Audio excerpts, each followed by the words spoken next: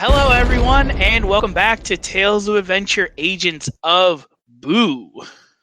Woo! Delicious.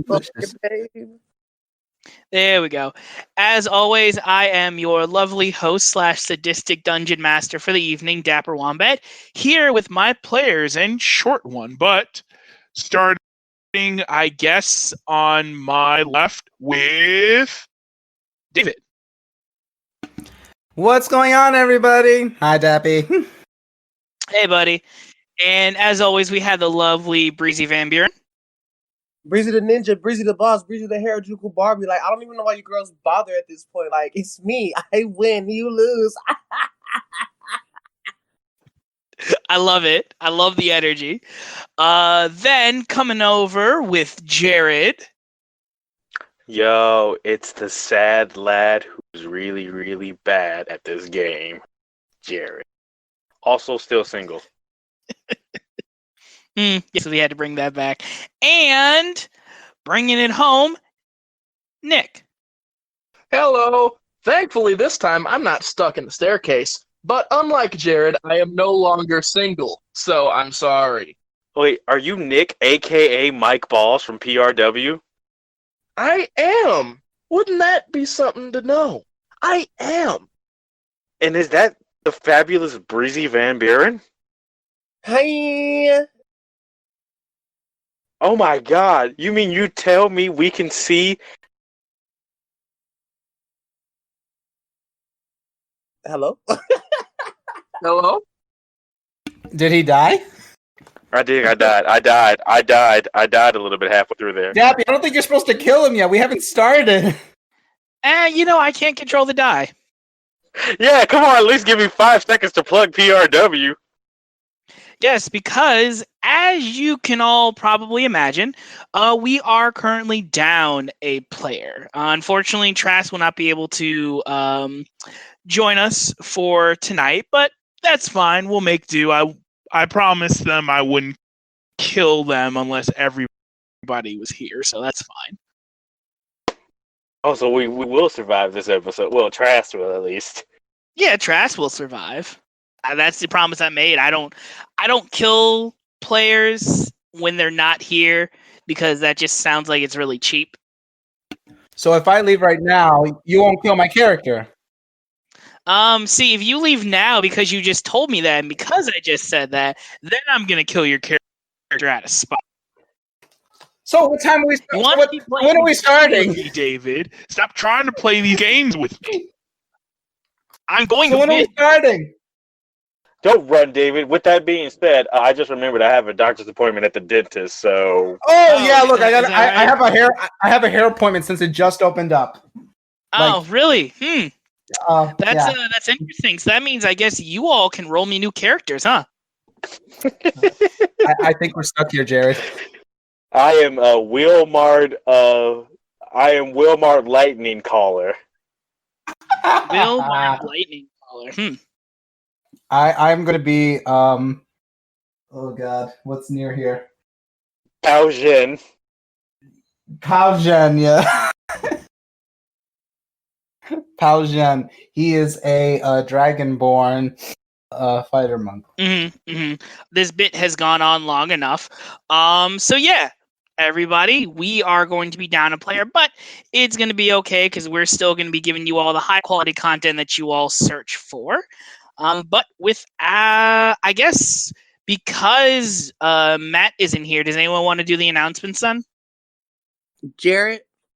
Or I guess Continue to do Breezy, you the should announcements do the because you just did cut out. Hey, everybody, it's the fabulous Van Buren. I want to say, check us out on YouTube at PRW Underground. Jared already said that. As well as, I hope you all are staying safe and staying 6 feet away from each other. Sexual distancing and physical distancing. Did you just say 6 inches in sexual distancing? Yes. Oh, okay, just checking. Nice one, Breezy. Nice one. I know what you did there. I'm going at least 6 inches. Really? Because I'm rocking like a hard 3. The 3-inch monster. I mean, yeah, threads like a needle, runs like a sewing machine. A my rock solid God. 3 right there, baby. A rock solid Pretty 3. sure we're gonna get kicked off the air. Probably one of these days. But today is not Let's that just day. all right. Let's get into the game, guys. Today is definitely not that day. Let's get into the game. Well, yeah. Oh, I have So, one more thing to plug yes, in just go ahead. because. So, just because of the month that it's in right now, and about a year ago, me and a few other people, we ended up graduating around this time. So, I just want to give a shout out to all those who are graduating this year, 2020. Congratulations, even though we didn't. Even with some of our loved ones, we didn't get a chance to actually celebrate, but you guys did amazing accomplishments. Really, congratulations to all of you. Welcome to this world. Now you owe a bunch of money. And now you get to look for jobs like the rest of us. You know, it's such an amazing, amazing, amazing time. And I can't wait to beat every single one of you at those job interviews. Just a heads up. You have failed. Well, I guess on the more somber and realistic note, I guess that means everybody is ready to start then? Yeah. Let me grab my papers.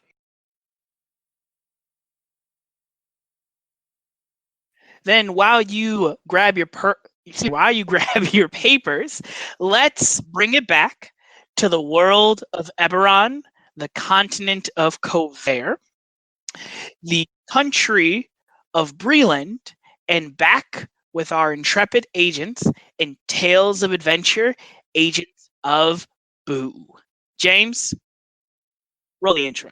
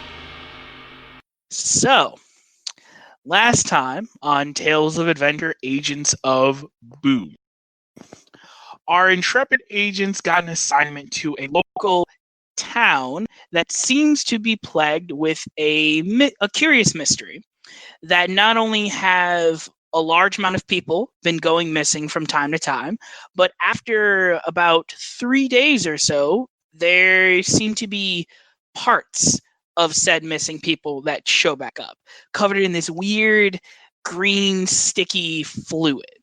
After doing some questioning, getting into town with Sir Leonard getting stuck way more times than he needed to be in stairwells, it still definitely did suck. You all were coming close to nightfall as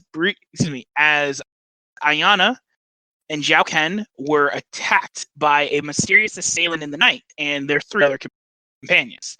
While they fought bravely and the team was able to make it there on time, Ayana, unfortunately, was not only paralyzed, but continued to stay paralyzed from either the fault of her weak constitution or her low rolls.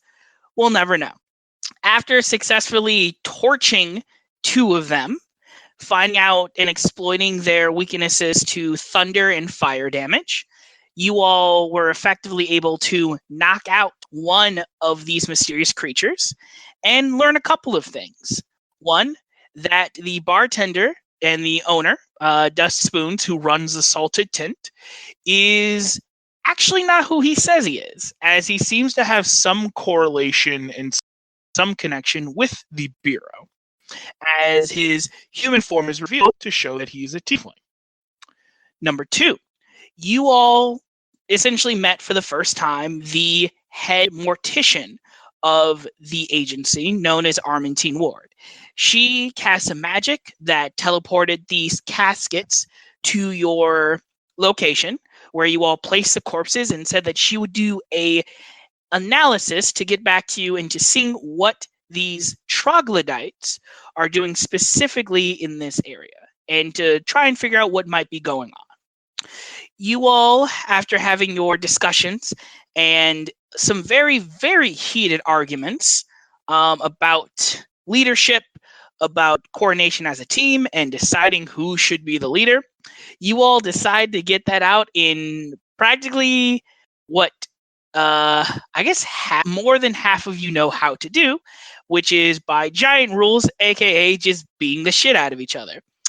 After Zhao Ken punched Gildarts, Gildarts punched Zhao Ken, and both Zhao Ken and Gildarts headbutted Zhao Ken, and after Zhao Ken and Gildarts punched Trask in the face, all bets were off. All fists started flying. Hey, he got in the way of my fist. Let's be clear about that. I mean, of my elbow. That too. Gotcha. Leaving Trask to go down first, then Zhao Ken to be betrayed by his brother by getting gut punched by Gildarts, which left Cheap shot. which left Sir Leonard just kind of minding his own business, sipping his nice mug chocolate milk, and Ayana and Gildarts alone, left to their devices, and I guess proceeded to get it on in some hot savagery. We'll just kind of put it mildly there for that, dear listener. Bow chicka wow wow. Death by snoo snoo. So, with all of that being said, and with everything coming peaceful and still for the night, let me see. Who do I want to go first with? Also, it's canon that Ayana yelled parkour before she knocked out Trask. Oh, yes, that's right. You did yell parkour and then proceed to just deck Trask, knocking him out. So, I am going to roll a d10. And let's see, 1, 2, 3, 4. Actually, no, I'm sorry. I'm going to roll a d8. Zhao Ken, you are going to be 1 through 2. Ayana, you're going to be 3 through 4. Gildarts, you're going to be 5 through 6. And Sir Leonard, you're going to be 7 through 8. Okay? And I'm going to roll it, and I will tell you all what I need you to do next. Okay. So, I am going to need everybody except for Zhao Ken to mute their microphone. I'm being. Okay. Everyone good then? So, Zhao Ken, after getting betrayed and getting gut punched by your brother, Gildarts, just proceeding to flop you over and do whatever in the hell, though I guess it smells vaguely now of sweat. As your mind hit the pavement and hit the wood of the room that you all are currently staying in, your mind drifts into darkness. You seem to be almost kind of like weirdly floating in this dark void of space for what seems to be 5 minutes, 10 minutes, 15. And after a while, you'd seem as though that it just kind of stretches on to eternity. But then you feel a burning sensation gripping onto your chest. And you look down and you see that the SAR that you woke up with in the forest is starting to bleed. What do you do? What the hell? Almost like just grasping like where the scar is. Mm-hmm.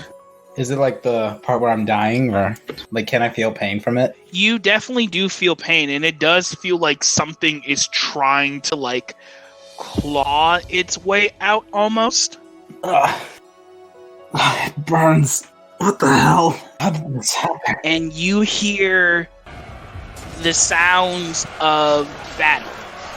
of swords clashing, armor clanging, shields bashing against, the roars of vicious demons scattering across, ripping flesh into shreds, and the sounds of war cries of humans signaling their brethren to go forth.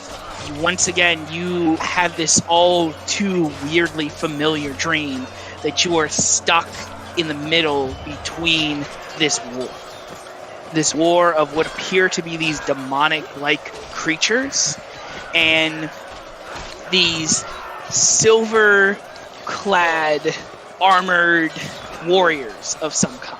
Ancient organization that you yourself not know, but they know that they hold a bright, powerful silver power. And you see in particular, the one leading the charge is a woman, a human woman.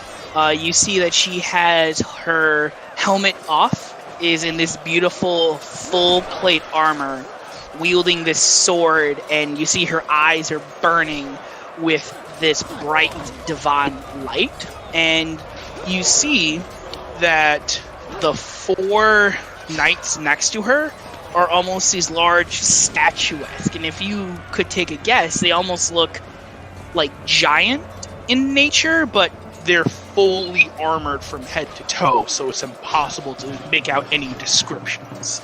You can see her point her sword and look at you and say, "I told you I would find you!" And you can see her fly up, grasp it with both of her hands, and slice you in half. And then it cuts to black. Zhao Ken, I'm going to need you to mute your mic, please. Now that that's out the way, I'm going to roll a d6 and see who goes next. Okay. Gildarts. As you lie after your entrapment and being around with the physical comfort of Ayana, your mind drifts off to a soundly and well-earned restful sleep. As you just kind of like go back into that mewling, that sweet surrender of silence and darkness, you can hear in the distance almost kind of sounds like drums, like these ritualistic tribal drums and chanting starting to get louder and louder until suddenly you feel your eyes open and you look around and you see you're back at home. You're back in the Great Altar, this giant, smooth stone Colosseum-like, and you see that there's no one else around you. There is no light, but you see that these giant carved totems, probably about 30 to 50 feet tall, beautifully intricately carved, 5 of them laid out before you like pillars jutting into the darkness above. Are they animals or what are they? You see that they are... It's kind of... Go ahead and make me a history check, actually. That's intelligence, right? Yep. That is a... I think I got a +1 to it. That's a what? That is a 19. 19? I got a +1, so that's a 19, yeah. Nice, that's pretty good. You kind of look it over. You know that a lot in the giant culture, they have depictions of these giants as animals. It's kind of like them taking on these aspects. So like if someone was able to shrug off a lot of damage, they would say that they are as ferocious and as durable as the hide of a bear. If they viciously attack their enemy or their target, whoever they're trying to kill, they maul like a tiger, using those metaphors and those animalistic symbolisms as you can see these different parts carved. It seems to be of multiple different animals, but you're not quite sure. But you are welcome to go up and touch one of them. Well, I assume most giant culture, because there's like 5, 6 tribes, so I assume these animals depict more so the original leaders of the giant/Goliath culture that we embody now. And from what I remember, I remember personally feeling more closely attached to the one that was similar to the bear, so I go up to that statue first. You walk up to it and you see that this thing is probably about as wide as you are. It just also goes up like 30 feet, and you can't actually like see the top of it. What do? Do you touch the statue? Do you examine it? I want to examine it first before I touch it. Okay.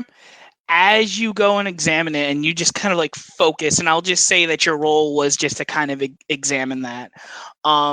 You see, even without touching it, but almost because you put your attention to it, you see the intricate grooves where the carvings are start to glow this tribalistic red.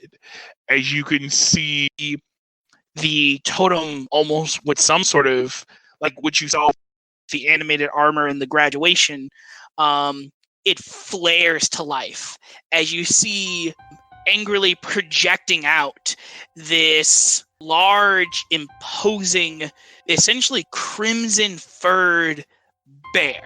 And I'm gonna need you to roll me initiative. All right. That's not that bad. 19. 19.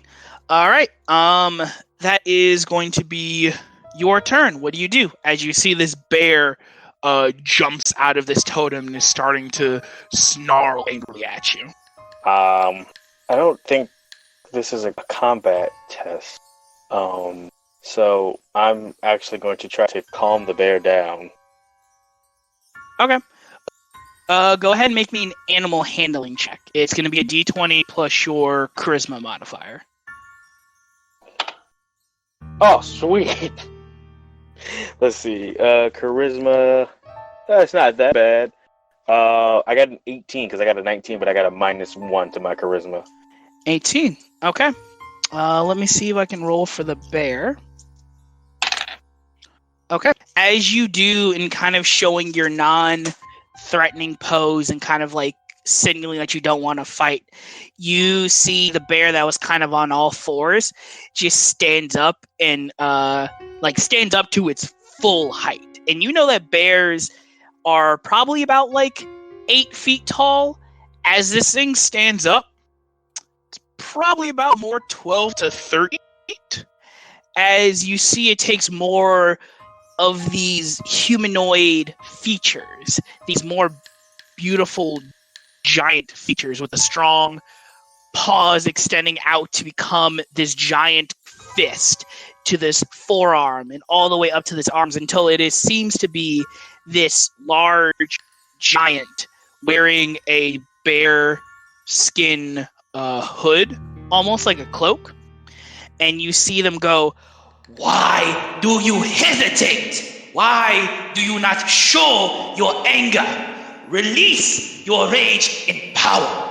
What good are you as a thundercaller, as a giant, if you cannot show your strength, boy?" I just think there are other ways rather than just immediately going headfirst with your anger. Bah! This is why you are not worthy to wield this hammer. This is why I have told them That this would not work. you are too frail, too weak to understand the power that you truly possess. When he says too weak, I immediately yell, I am not weak! Then show me! Fight! I go into a rage. All right. It is going to be the bear's turn, and he's going to pass his turn back to you. You see that he just opens up his arms, beats his chest, and goes, "Come on, show me your blood, boy." I don't have the hammer, I assume this is just me fighting him. Yeah, this is you fighting him barehanded. I'm just gonna square up to him and I'm gonna throw it. Actually, no. I'm gonna charge him and try to tackle him. Okay, you're gonna go ahead and do that. Go ahead and make me a athletics check. Nat 20. Ooh, okay. Hang on. Nah, I gotta roll. You're using Goldie for this, aren't you? I'd say you're using Goldie for this, aren't you? I'm using my black dice. I don't use Goldie because I'm trying not to use my really good lucky dice. Fair enough. All right, so let me roll for him. Okay. Yeah. Do you try to tackle him and take him to the ground? I want to tackle him. Is the statue still there? The one that I went for? Like, is he the yeah, statue? yeah. You're still probably about I would assume that you kind of gave a little bit of birth, but you're probably about 5 to 10 feet away from the bear statue. I want to tackle him into the statue. Okay. Trying to knock down. I want to go through the leg of the statue and try to knock it down. Okay. As you go, and because you got that natural 20, you do get low in that, almost like that very low boar charging or bear stance as you do run at him, sweep, hook the legs, and charge through as your shoulder hits, as he kind of brings him into the pillar. There's a flash of red light, and the creature disappears. And you hear now, again, all of the voices that were talking to you during your first encounter of the rage. And you can hear that they're almost like... What I want to do is, because I remember the voice that tried to help me use my anger to strategize. Mm-hmm. It was a more feminine voice. Mm-hmm. I want to see if I can focus in and find that voice, and I want to start going towards that voice if possible. Okay. Go ahead and make me a survival check. 14. 14. As you kind of go, and again, you hear just you hear what now seem to be this bear totem just yelling in fears, he is not a true thunder caller. Why did we allow him to accept the hammer? He is not worthy to wield it. And you hear the other voice go, silence him up. What did I say, huh? It takes time for the boy to grow. We must give him time. And you just kind of hear that back and forth. For the 14, you hear what almost seems to be kind of this soft music playing, a soft, calming harp almost playing. And you hear the voice go, hello, my child. Have you found me yet? I head towards the voice. Okay. As you head towards the voice, you kind of push yourself through these pillars. And normally, as you would push through, there would be a drop into the chasm in the mountain. You see that you're walking on this solid darkness. As the scene leaves behind, you're now just kind of grasping and surrounded by this darkness everywhere. I need you to make me a wisdom saving throw.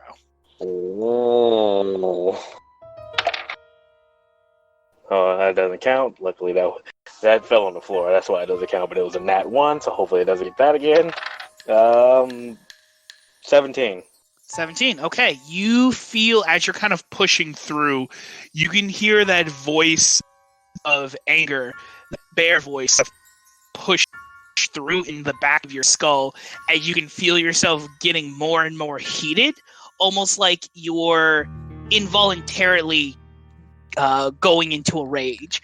But as you just kind of keep listening out and keeping your mind, you are still in the darkness, as you can still hear the voice. Have you found me yet, my child? But it does not seem to be anywhere. It seems to be that this voice is still all around you. I hesitate to answer first, but then I think for a second. I think about the training that I did with my mom at first, thinking why isn't this helping me control my anger? And then I remember the one and only time that I actually got to train with Rune. There was no physical training, just mental and meditation and stuff and understanding of looking within. And so I sit down and meditate, trying to concentrate on where I am and to understand myself, the hammer, and to figure out which voice I personally want to let guide me. Okay. As you do, and you kind of like sit, taking a second as the voice in the back of your head is starting to just kind of like die out, you can kind of feel sitting in your lap, the hammer materializes, and once again, you can kind of feel that the hammer is wanting to be more of something. That it's wishing to be more, and it's wishing you to accept more of it. And you can hear the voice go, "It is your final time to choose, my child. Do you wish the hammer to stay the same? Or do you wish to accept your fate?" I look at the hammer. I think for a second, because the reason I have not wanted to, and I've used it a lot, but I have not wanted to give into my rage is because I am not sure what kind of warrior it will make me. But now, sensing that this hammer is here to keep me from going down a dark path, a bolt of lightning kind of flashes from my eyes, kind of similar like how the Flash is, but like it just kind of like flashes from my eyes, and I look up and I go, "I'm ready."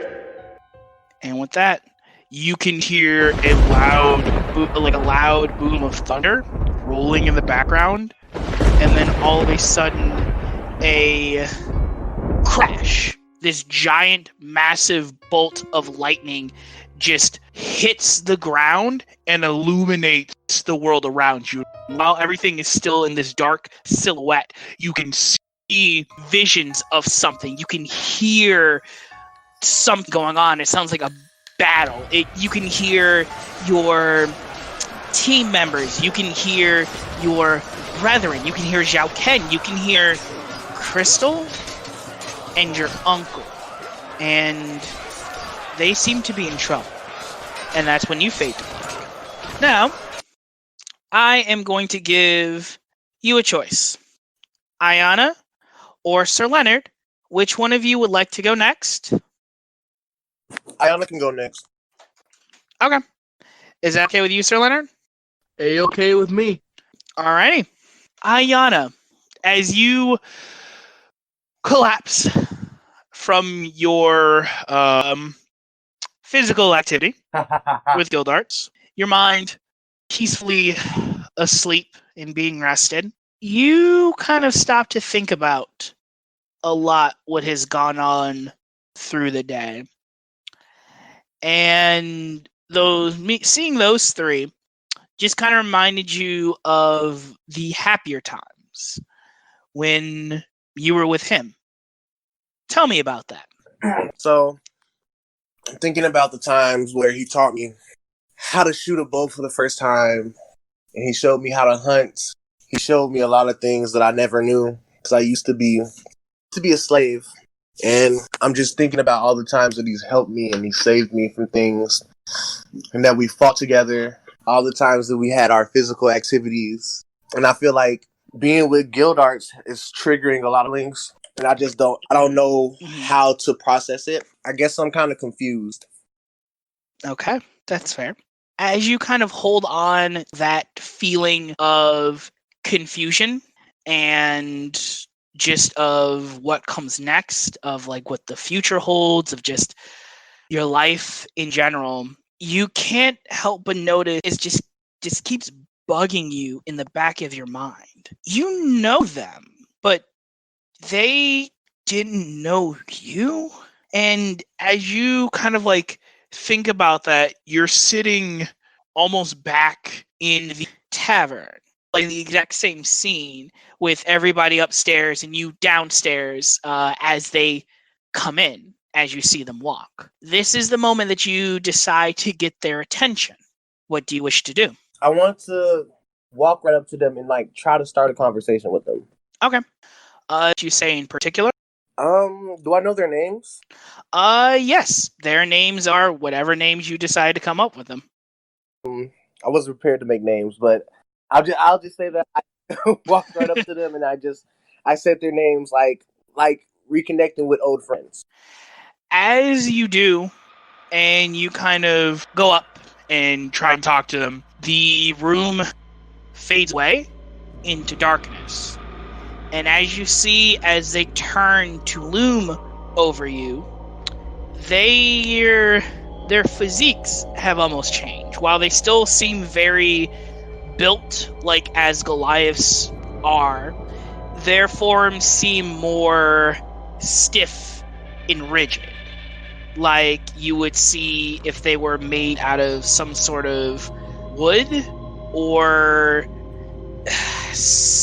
they were just kind of very rigid in their motions and their joints.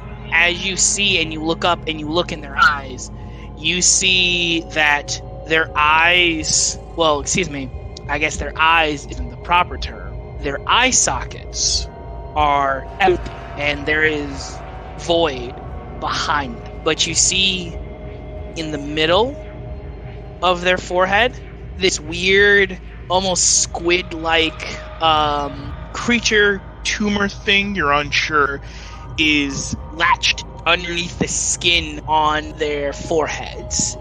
As you see them all say in unison,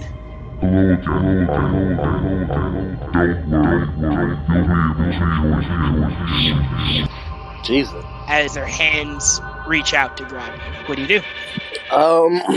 I would freak out. Okay. Grab for a weapon. I don't know if I have any on me since it's... You look and you do not have any of your equipment with you. Okay. So, as I'm reaching for weapons that I can't find, I'm sort of kind of backing away while squaring up at the same time. Okay. As you see, as you're just kind of taking a more defensive position, ready to throw hands if need be, but to mostly just kind of bolt the other way, you can see their mouths open to this very monstrous and unhumane size, as you can hear them crack as the jaws unhinge like a snake's and go even further as they just forcibly pull them apart. And you see coming out of their throats are these weird chitinous creatures with these very centipedal like torsos with these mini legs popping out. You see with this long scorpion like stinger at the end, a smooth dome, almost chest like head with two large scorpion like pincers snapping, as you can hear the scuttles of like what sounds like chitinous scuttling and weird screaming in some language you don't understand. And before you fade to darkness, you see behind you another form in the silhouette appears, almost kind of like running out to you and trying to griv out and take your hand. What do you do? I try to scream, but there's nothing coming out, so it's just inaudible screaming. And I think it's grabbing my hand, or trying to grab my hand. I turn to it and try to see if I can see what it is, and my face is just streamed full of tears. Okay. As you do that, and you grab, as your face is full of tears, you hear a familiar voice in the back of your head go, "I'm always here with you," as you fade to black. Now, lastly, Sir Leonard. It's turtle time. Tell me about life with your brothers. Life with my brothers. It was definitely something. We wouldn't always get along. There were times where one of us tried to be the leader of the group and the other would step in, and it was just a rough time in general. Yeah, especially with you butting heads with the second oldest, your brother with the red cape. Yes. As strong and as foolhardy and hard-headed as he was, What was it like to have it all taken away from you? It was heartbreaking. You still remember the times when he and his minions raided your temple, your underwater temple, that you all and your master, which, if I'm kind of forgetting stuff, please excuse me. What is your rat folk sensei's name again? His name is Woodward. You know, to you it was like a day basically like any other. You and your brothers were guarding the temple, trying to fend off boredom and occasionally going to the surface to get your favorite snacks and bring them down below. But you remember getting a cause from alarm as Woodward came back and was shown to be bleeding. There were signs that he was in a scuffle. And you heard him say, "They are here, my sons. Arm yourselves." You heard a loud explosion onto one side of the temple that just rocked everyone back as he, the Scalpel, and his mercenaries found you. He found the secret that you all tried to keep hidden and precious for so long. What do? How do you fight? Well, I take my staff and I go straight after the scalpel. Go ahead and roll for initiative. 18. 18. Unfortunately, that's not good enough, and the scalpel is going to go before you. As you run up to face the Scalpel, you see them now in this sleek, plated, like super segmented and plated armor that shows the ruthlessness of a butcher, but the surgical precision of a doctor. As you see, he extends one of his metal arms out, and a 2-foot blade extends out through the forearm, pointing at you, and he says, "I finally found you, you stupid turtles." And he's gonna go ahead and take a couple swings at you. That is on the first attack, that is a 2, so that misses. Or excuse me, not a 2, that would be an 8, so that still misses. That's gonna be a 20 to hit on the second attack, and a natural 1 on the third attack. So he only hits for 1, and you take 10 points of slashing damage as he just deftly gets low and whoosh, comes up and just scrapes across the front part of your shell. Not enough to do a lot of damage, but enough to kind of get you to back up. He is going to spend a key point and use his bonus action to grant himself a flurry of blows to try and hit you 2 more times. 13 does not hit. Man, he cannot roll to save his life. As you just kind of as he basically kind of goes in to Spartan kick you in the chest, you manage to kind of roll as he hits the heavier part of your shell, managing to deflect the blow. But that is going to hit with a 21. And so you take... on that one, you take 14 points of slashing damage. As you see do that, he basically just uses that momentum and spins you around and slices you up in the side, cutting you from behind, and just kind of pushes you away. And you hear him say to his men, you hear him say to his mercenaries, "Find me all of those turtles! Bring them to me!" Sir Leonard, that's your turn. I would like, I'm pretty much done for. I'm going to take a health potion. I'm dead. Okay. Go ahead and heal up 10 points. And I will say that will be your bonus action, so you have your you still have your turn if you like to do something. Where is it? I know I have it. I am going to... Is he still there with me, or did he go to find my brothers? He basically sent his minions to go find his brothers. Like, he is solely giving you his undivided attention. Oh, okay, so he's stuck on me. Good. Yes. I am going to cast Sacred Flame. Okay. How do you cast your Sacred Flame? Well, I'm assuming he pretty much knocked me on my behind with what he did, so Pretty much. I stood up, I stand up, and this should sound familiar. If you've ever seen Dragon Ball Z, Mm-hmm. I pretty much do a Kamehameha just with my arms, Mm-hmm. and right before I cast it, I say, Turtle Wordle Sacred Squirtle, and then I cast it. All right. Can you go ahead and read out to me the language for Sacred Flame again, please? Hold on, let me find it. I have it saved. Yeah. I've got a lot of stuff just saved. Give me a second. Alright, what am I reading about it? Yeah, just go ahead and read to me what does Sacred Flame say. I just can't remember.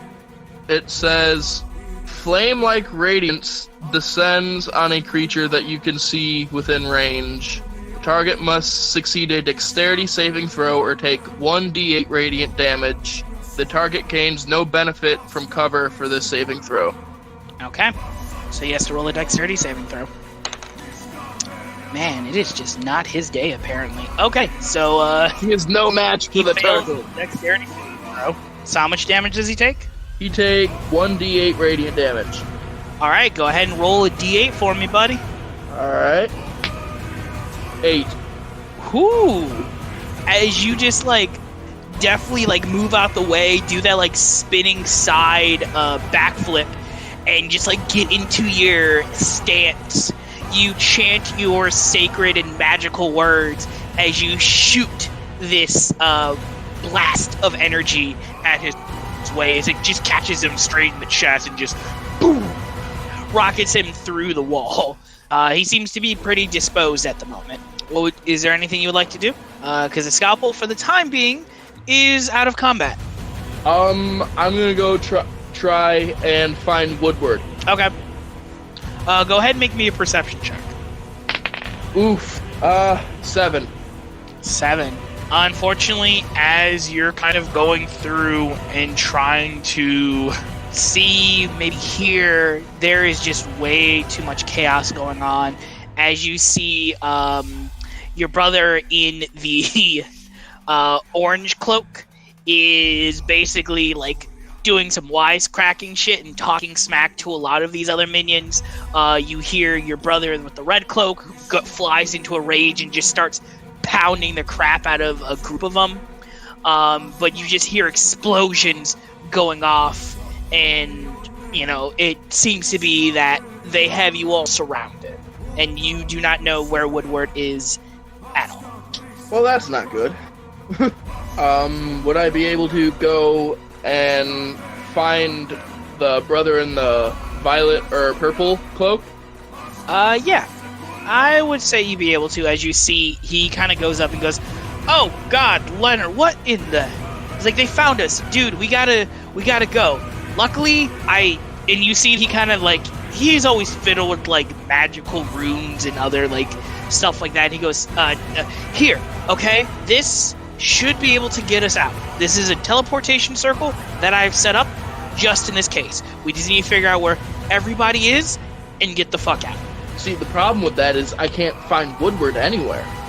Shit. Okay. Okay.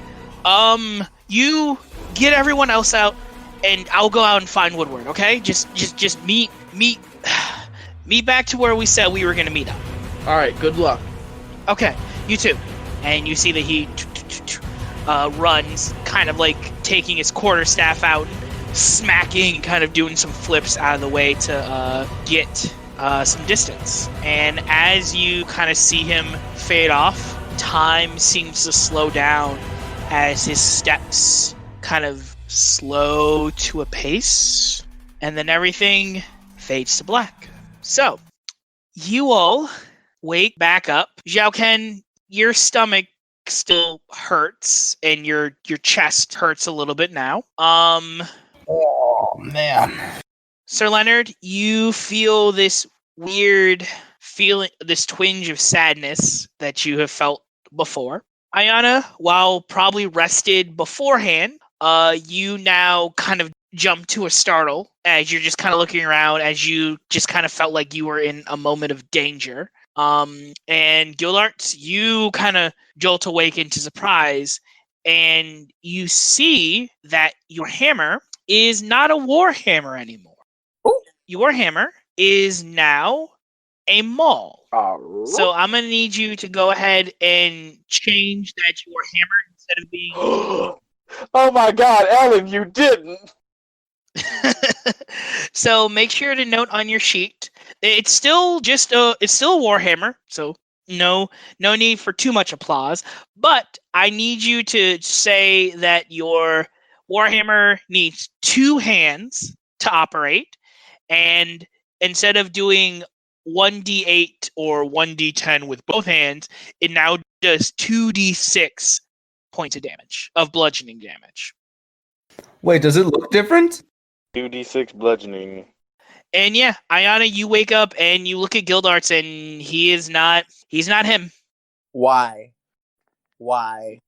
Gildarts walks away and immediately sends a text to that elf girl whose number he got at the bar, like a "Hey, what's up?" text. Okay. Go ahead and make me a go ahead and make me a persuasion check with disadvantage. Disadvantage? This is what you get for Yeah. being a hoe. Oh, it's not that bad. It's a 17. I got a nat 20 and a 17. Okay. You get a like the ellipses on your crystal, Yeah. and you see a message Wild. flash up and say, "Nothing much. You." I just keep texting her while Ayana's upset. Okay.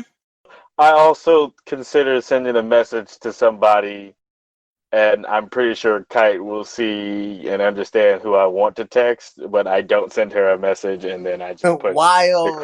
I just go back to texting the other girl. Okay. So you all wake up. It is the next morning, as you all can see the sunlight peering out. Ayana and Gildarts, you were still technically on/around Sir Leonard's shell. Sir Leonard slept in his shell the entire night. And Leave me alone. what would you all wish to do? It is now morning. Dawn has broken, and you all cannot fix it.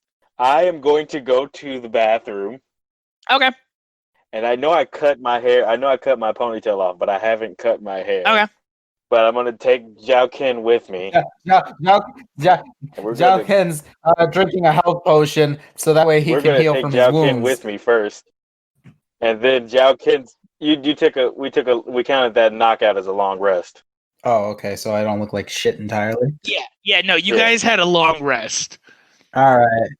I'm gonna take Ken with me, and I'm gonna be like, because I cut my hair, I cut my ponytail off, but I still had pretty long hair. It was still like to my shoulder, but now I'm like this. High top fade.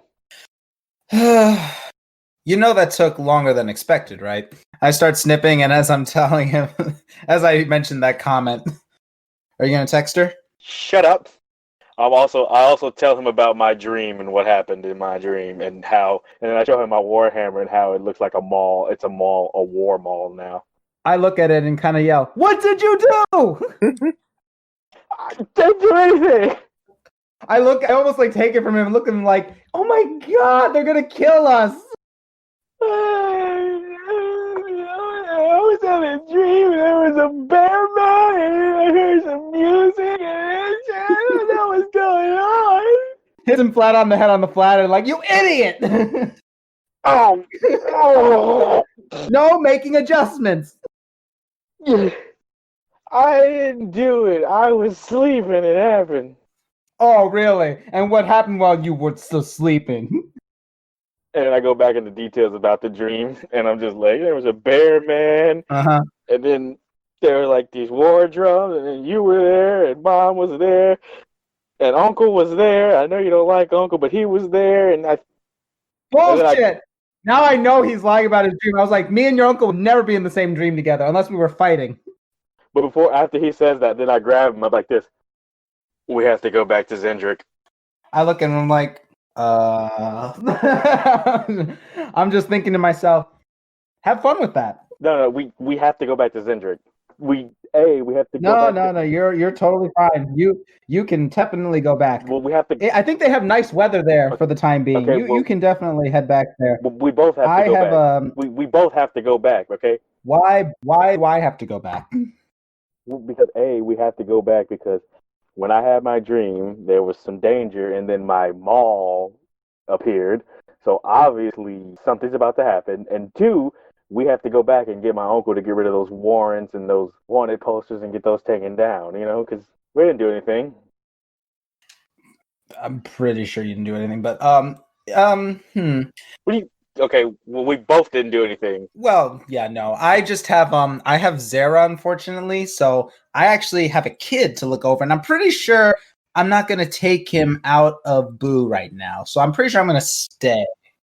Okay, look, we can leave Zara with Yasin. We'll be back, but we just have to go back to Zendrick. And look, if you're worried about them being mad that we both are gone, all we have to do is tell them that you needed some more backup with the escort mission and you brought me along, and then we'll get back to them. Everything went fine. Just cover our tracks. Yeah, about that. So you remember that escort mission to the Cyclops? You didn't. Well, no. It was a simple mission. There was no way you could screw it up. Define screw it up. And on a scale of 1 to 10, describe screw it up.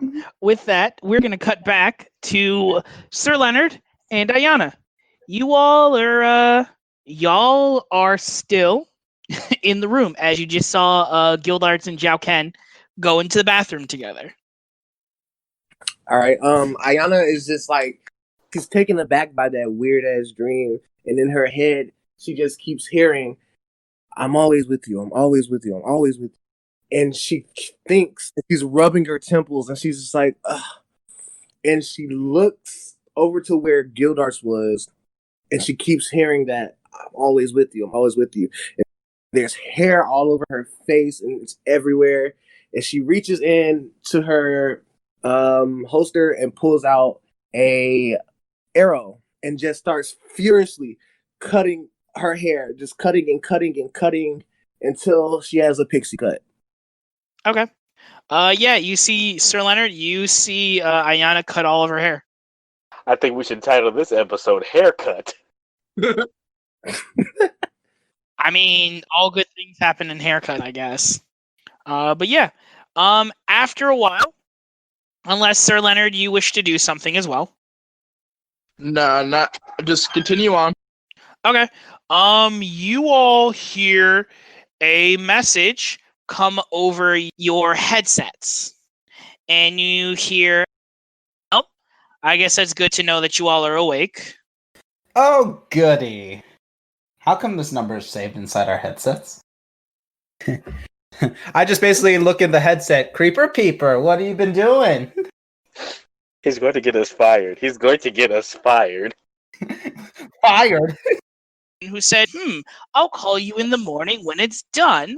Why would they have your number saved into your headset? Please, I would love to hear your theories. No? Staying silent?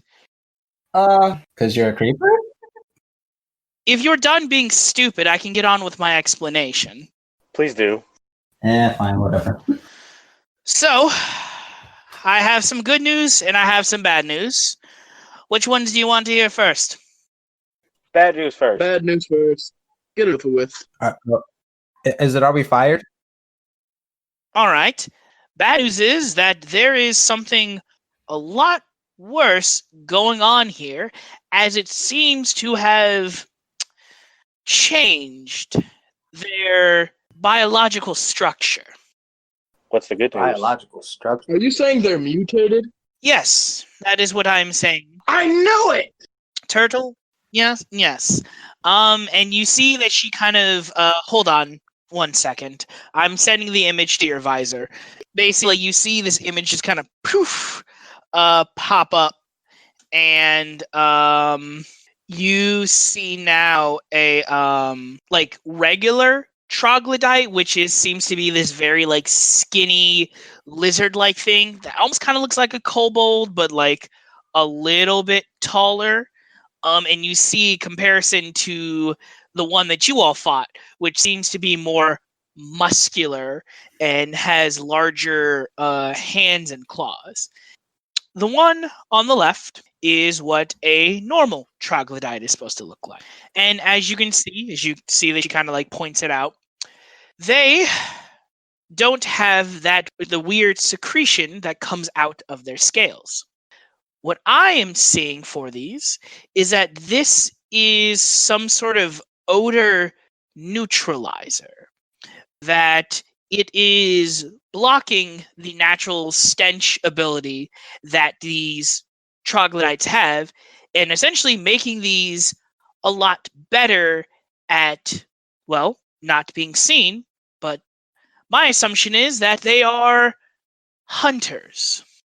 Hunters. By the designs of them not only being able to camouflage their skin, but practically turn themselves invisible, the paralytic bite, and being able to do a rapid fire flurry of claw strikes, Combined with the methodology of the guerrilla hit and run tactics, they're ambush predators. Well, at least this variant. And if there are more of them, that would explain how they're taking people individually and how they're able to drag them away to some location. Because as you can attest to this, Ayana, if you got bit by that, you couldn't move, correct? That seems to be true.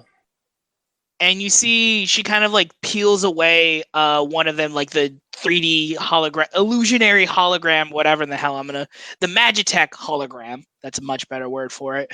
And you can see for both of them on the insides, they have the same type of organs, except in the mutated one, you see its insides are infected with this weird purple-like fungus.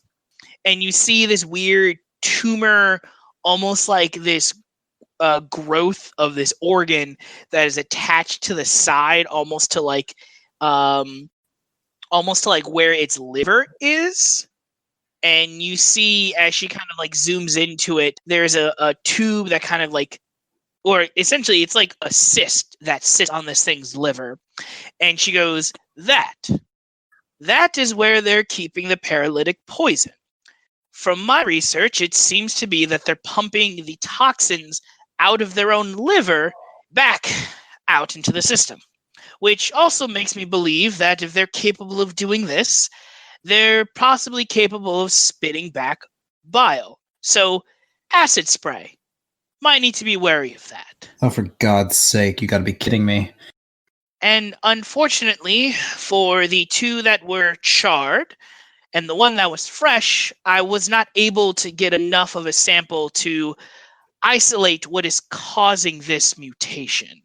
But whatever it is a high surge of wild and chaotic magic.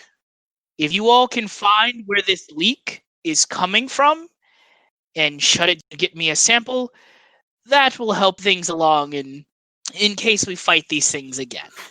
I have a question then.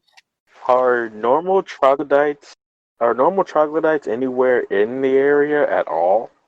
Well, that's also the other part of the bad news. Troglodytes are found in the wild lands in the country of Quabara. Normally, they spend their times rooting around in the jungles and fighting in various turf wars with the Yuan Ti, a group of snake people, and the kobolds, a smaller group of draconic specimens. Are any of these races friendly? Yuan-Ti can be, kobolds can be, troglodytes are interesting as they do have the potential to form their own for their own nits of society, but maybe aren't fully developed yet to have enough sentience. It's that weird balance where there's a lot of superstition and there's not enough knowledge on the sort, as no one has not done a whole lot of research trying to figure any of this out. By any chance, are you able to make a cast of their teeth? Yes, I can. And you see that she kind of like zooms into the teeth part, it kind of highlights and pulls it out as another 3D image, and you see that by comparison, their teeth are almost the same. You do see that the regular troglodyte has the canines and the molars, but for the mutated troglodytes, their teeth are all canines. I asked for the file real quick from Ayana. Hey, where's that picture that we got of the skin from the bitten one from the sheriff? Here. And she like pulls it up and sends it over to him. Can we actually do a quick measurement? Did you pull that out of Leonard's shell? So we basically hold it up. Can you measure the diameter for the bite marks from the incision point? I want to see something if it's the same. Sure. We're going to go to the corner today just to get an accurate reading, and that's why I want to see if we can get a cast sent to us, but I want to see if at least the diameter matches. You go, and you do see that the diameter does indeed match perfectly. So let me get this straight. So they're hunting. They can paralyze their prey, and that's how they can drag people. But wait a minute, was Ayana able to talk during her paralysis? No, she was completely Okay, not at all of her muscles seized up. Everything seized. Mm-hmm. And she goes, well, that unfortunately brings me back to my, I guess, suppose even worse news. And yes, I know I'm pretty sure I should have led with that, but I figured that would be a pretty good time to bring it up. I decided to ask this thing a couple of questions, and well, I got a couple of very colorful answers. That's racist. You see she kind of pulls up a voice, like a audio clip, and you kind of she hits play and you hear her ask the question, why are you here? And you hear this garbled, almost kind of hazy response that sounds like a language. And you see she kind of stops and goes, are there more of you? There's this other response. And the last question she asked is... I put on the subtitles. Yes, well actually, funny you should mention that. Sir Leonard, make me an intelligence check with advantage, because you recognize this language. 16. 16.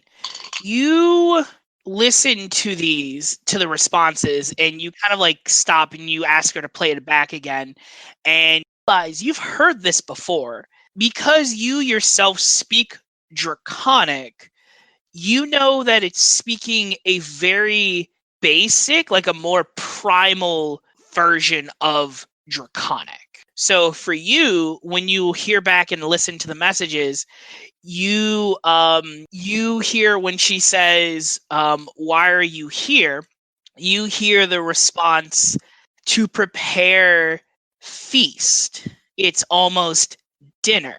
And you hear when she says, are there more of you? You hear it say, we have been blessed by the ravaging hunger. And the third question you hear she ask, where are the rest of your kin?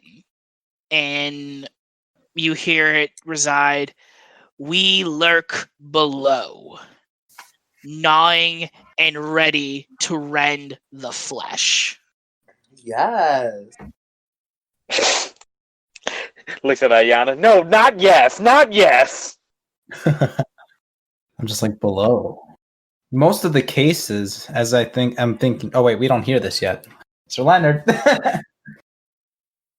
I would assume that like Sir Leonard is enough of a pal to like translate as you guys are hearing all of this. Look, Leonard's the only one who didn't throw hands. He's the only person who is friendly. Yeah, I was about to say, hey, Sir Leonard. We're just looking at him because it's like you got that focused look going on. You all right, man? You want to share with the rest of the class, buddy? Depends. Are you guys going to get rowdy again? No. I still haven't put his shirt back on. I actually haven't put any clothes back on, so Gildarts is just walking around butt naked. I'm totally fine with not getting rowdy. Ayana's like, no. I've lived with him, so he does this constantly.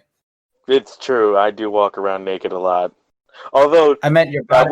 I meant your body count, but okay, yeah. Oh yeah, that too. Trash who was like just still knocked the fuck out. Yeah, you guys realize that Trass is not moved at all. He is.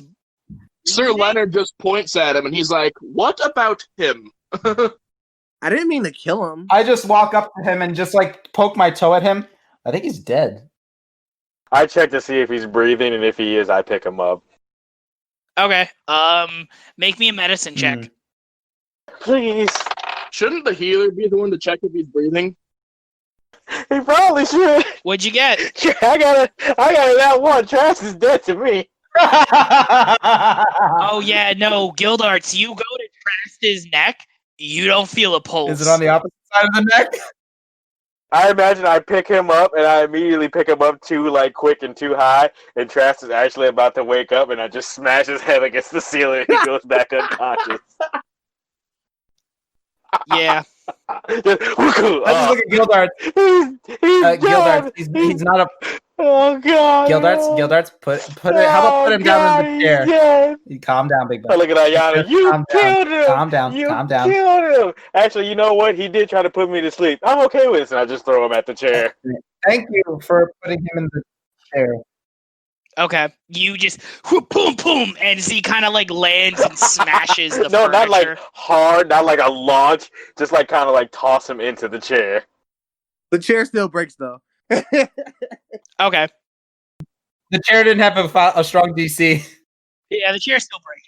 Yeah, no, the chair will probably still break, but it won't like fall over anything. It'll probably just like, boom. Oh well, that's broken. We'll put it on. I just look at him like, okay, I guess that's all right. Yeah, it's fine. We'll leave him. He'll come back, I guess, maybe. I don't know. He'll wake up eventually, maybe. Nah, I think he's dead.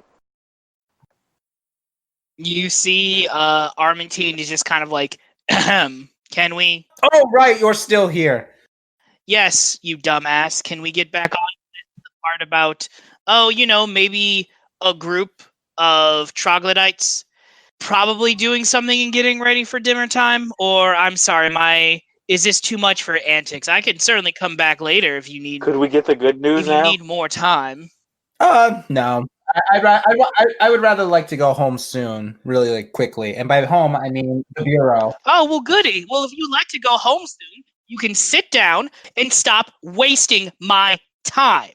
Do not forget that I do not know any of your names, and I do not care to, nor do I wish to get my time wasted. Gildarts raises his hand. Yes. Can we have the good news now, please, ma'am? Yes. I was just getting to that. We have good news? The good news is that, as you all were able to, I'm sure, deduce, that loud noises, light, and intense heat seem to work well. You all should be getting a package delivered in about now, and you see, poof, a package just kind of appear in your room. That should have some of the instrumentation that you would need. Ooh, goody. I just open it and just peek inside. What is this?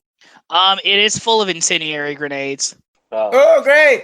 Goody. I'm just like, I just step back cautiously, like, whoa, what are you trying to do? Blow us up? You see that there's enough for 3 So enough for each of you. Before we finish with this woman, she's basically a really good researcher, I would imagine, right? Are you asking me as the DM? Yes.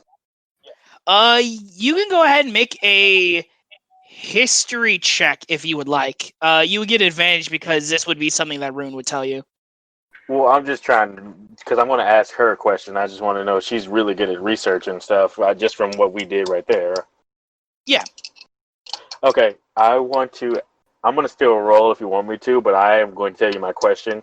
I want to know if she could tell me anything about the last location of the leash. That's a 4 and a 16. I think I'm going to take the 16. Okay.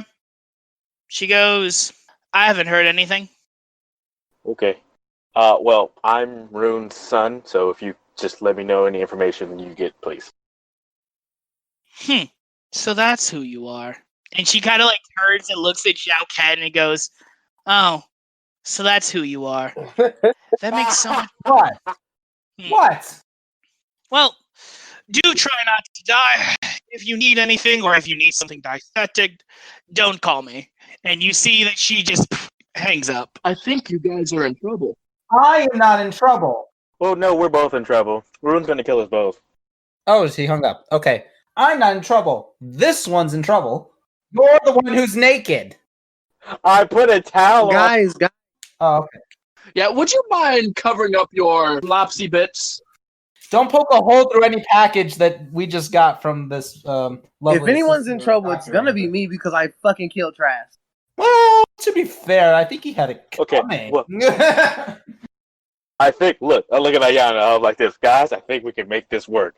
All we have to do is give Trast to the troglodytes. If we need to. Like a peace offering? Sure. No, not like a peace offering. More like we'll use him as bait. Like a dinner plate. Okay, wait a minute. Before we decide to use him as bait and essentially, like, you know, draw out people with food, I kind of don't want any accidents on the first mission. I kind of want to go with the 0 accident record. Oh, look. And plus Descend would kill us. Nice. I mean, this is your kind of benevolent DM jumping in. It's probably already a little too late for that, but please continue. Look, all right, an hour, like 9 hours ago, you hated the guy. Now we have to make sure he doesn't die. Well, fine. I guess we'll just use something else as bait then. Maybe Ayana slathered in butter. Maybe Leonard okay. How about slathered. this then? Actually, How about no, this? he's already been waxed. How about a different plan? Because we had to tell them about us yesterday. I have an idea. What if, Ayana, you mentioned... You're still not off the hook with the Cyclops thing. We'll cross that bridge when we get to it. Ayana, you said last night that you know those hill giants? Yeah, I know them. How do you know them? I get how we know them. I look at Ayana and I remember last night, and I think about how she knew some techniques that only I've known from Goliath women. And then I speak in giant to her. How do you know them? Jesus Christ. Ayana just kind of retracts into herself just in, like, out of, like, remembrance of what happened and the dream that she had. And she just kind of says, like, get off my back to Gildarts and Giant. Ah. And Kite would understand, too, because Kite speaks giant. I said the same thing. Like, listen, wait a minute, people. Hold on. Everybody's speaking giant except for Sir Leonard, and he's just sitting there baffled. You all hear a knock at your door. I'm pulling Xiaoqin back, and I'm telling... we're going... Yeah, I went back with him. We're like, ooh. Yeah, we're going to let somebody else open that door. The turtle opens the door. We're going to go this way. We're going to finish his haircut. Okay. I put a blanket over Trask. Like he's taking a dad Okay. nap in a chair. In a broken... He's taking a dad nap in a broken chair. Sounds like that. Gildarts thinks he's dead, but out of character, I know he's going to have a really bad back when he wakes up. Oh God, yes. Wait. Before we do that, can I just run back up the trash and kick him? And then go back with Gildarts? Sure. Go ahead and make me an attack roll. All right. I grab him so he can't actually do that. Damn it! Okay. Oh, man, I actually rolled. Well, he grabbed you, so. Damn it. I say to Leonard, open the door. All right, Sir Leonard, you open the door. I get up and open the door. Okay. You open the door and you see the gnome fellow. He seems to be pretty sleepy-eyed, kind of like a furrowed brow, seems to be fairly agitated with his other three Goliath bodyguards, and he goes, "Excuse me, I do not mean to be rude, but can you keep it down? There's a lot of noise that's keeping me up, and I'm very agitated when my sleep gets disturbed." Sorry about that. Yeah, we can try to keep it down. Thank you. And you see that they No problem. walk back to their room. I see what you did there. No problem. You caught it. Okay, but seriously, if they find us, we're all dead. I said, can I do a history check to see how and where I know them from exactly? Yeah, you definitely can. Well, we know them as mercenaries, goons for hire, assassins. They would absolutely kill us all. Yeah, people that want us dead. Yeah, no. How touching. Yeah, except for that professor guy. That guy's yeah, that's a different one. In all honesty, I don't remember seeing him that much. I got a dirty 20. Okay. You remember that Akbar did know a couple of people, though you kind of figured that he knew people just kind of like in trading as caravanners. You remember that you actually sold them a couple of rations that they needed on their trip, as what Gildarts and Kite have said, that they are mercenaries. Okay. I relay this information to Leonard because I'm kind of a little irritated with Gildarts right now. Okay. It's not his fault. It's based off of like my lack of judgment, and yeah. Okay. Did we hear you say this to Leonard? You just kind of do it like, so Leonard, this is what's going on. That's exactly how it goes. The pettiest, shadiest way. Do you use that name that is Sean said, Akbar? Yeah. Do either me or Kite recognize that name? You do not. Do we at least recognize what kind of Gildarts is more towards a storm giant name? Do we realize if it's a hill giant or a cyclops, fire giant, things like that? What kind of giant was he, Ayana? Give me a second. I wrote this backstory a minute ago, and I will run down the types of giants, and you can just tell me when they're Goliaths, but they're giants. So there's hill giants, storm giants, cloud giants, fire giants, frost giants, and then there's cyclops. 1 second. I know I sent it to you. I don't remember specifically writing in what type of giant he was. Gotcha. Let's say, for brevity's sake, that it would be Frost. Okay. Do we recognize that it is a frost giant name at least?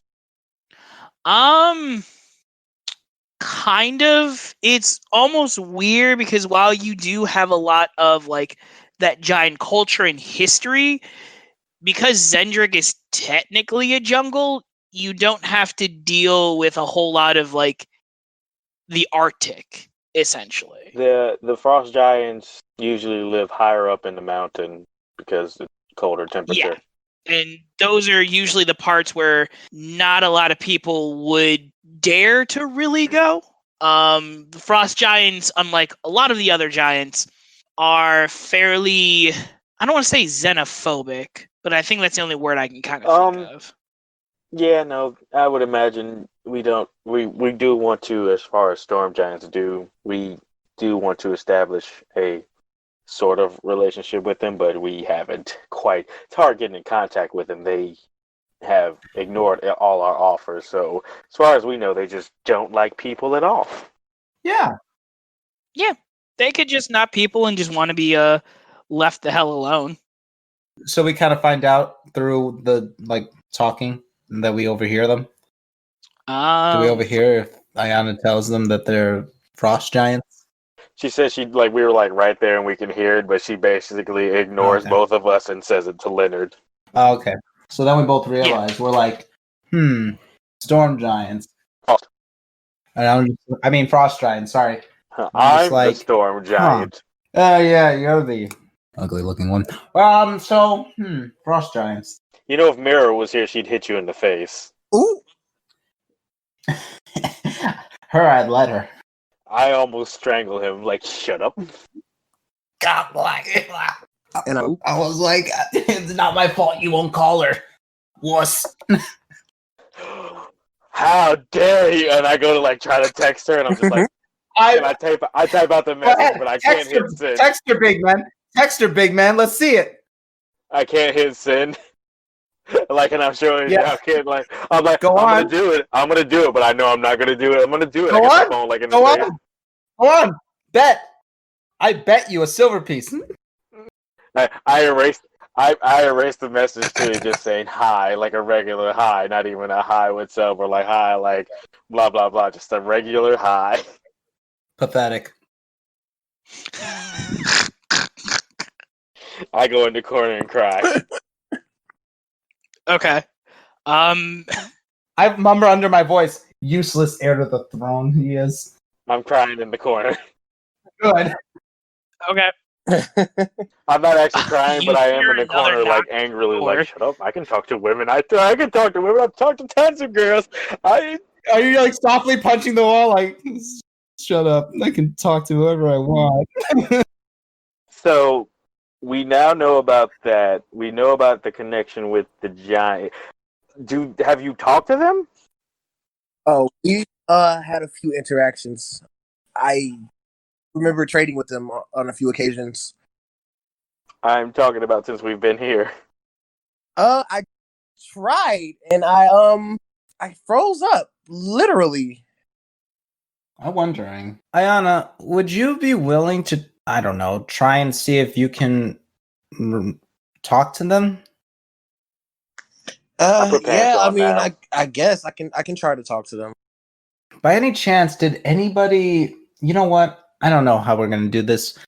Maybe we should just go downstairs and get a few things so we can actually, eat and actually reconvene, because we're going to be burning daylight and we kind of need to get to the corner. So yeah, so just giving you guys a time of reference, you guys woke up about 6 or 7 after having this and having the explanation, the discussion. It's probably about 8:30, not closer to 9 o'clock in the morning. Okay. Yeah, definitely, because Trask is. I'm fully convinced Trask is dead, but we'll figure out what to do with that body later. But we don't want to do that, so I'm just gonna put him in the bed and tuck him in and have people think he's just asleep. Okay. Because I wrote that nat 1. Room service turned down. Yeah, and then we're gonna we're gonna call room service. There is no room service. Oh, okay. We're going to go downstairs and get food and bring it back up here. You're welcome to definitely do that. Is Dusty work the morning? Yeah, you do see Dusty is downstairs working the bar. So before we go downstairs, though, hold on, for Gildarts, grab a cloak or something so we can at least hide our faces, just in case they come down, Well, I've now shaved and Oh yeah, you don't look like it. I'll wear the cloak. Yeah, I have now shaved my face. I have that 5 o'clock shadow beard now, and I've cut my hair. I look nothing like what Gildarts originally looked like. Sorry, artists who have been drawing us. I'm gonna throw that out there right now. They're gonna have to redraw those pictures. I love you guys, though. Appreciate you. And I go down there, and the first thing I actually want to do is I say hi, text. First things first. Hey, how's it going? Oh, Jesus, your face looks all fucked up. Y'all heard a bunch of noise last night. Y'all okay in there? Yeah, we're fine. Yeah, fine, totally fine. Sure, totally fine. I'd asked text about like an underground system, maybe a sewer or something about this town. Well, I mean, there is a sewer system, sure, but there ain't nothing too underground that I can think of, except, of course, bringing the damn architects here trying to look up the supposed ancient city that's supposed to be buried underneath the town. I'm sorry, you want to repeat that one more time for me? Ancient city? Yeah, holy shit, don't y'all remember? I mean, yeah, so this is going to be for the DM, just to kind of let you guys know, because I know it's definitely been a while.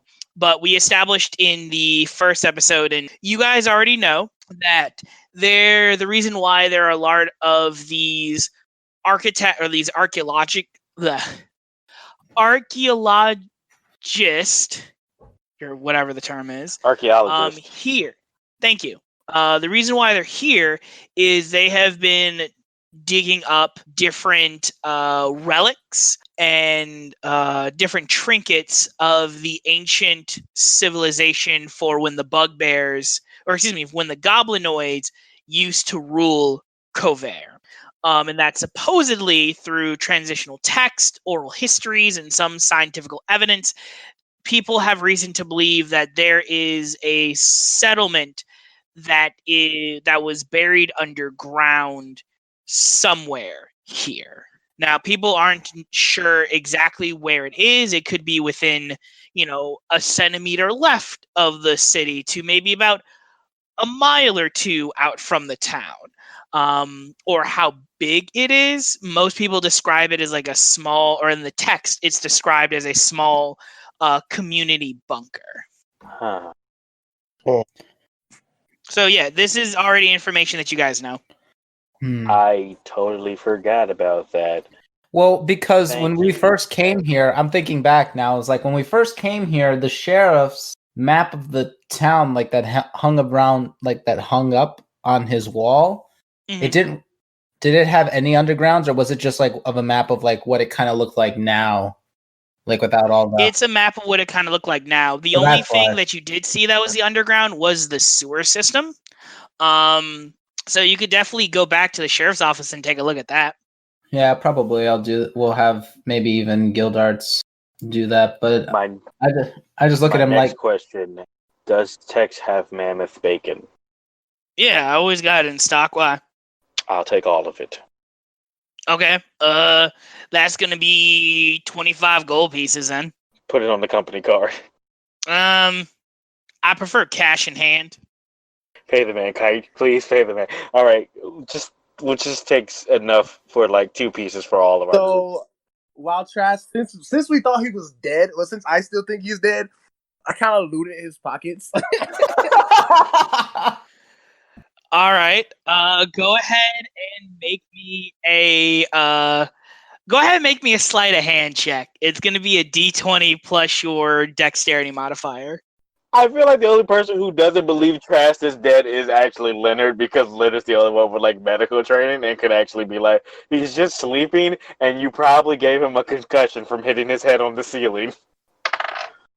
But since we all said that he was dead and he didn't check, he probably just agrees. Like, oh, yeah, he's probably definitely dead.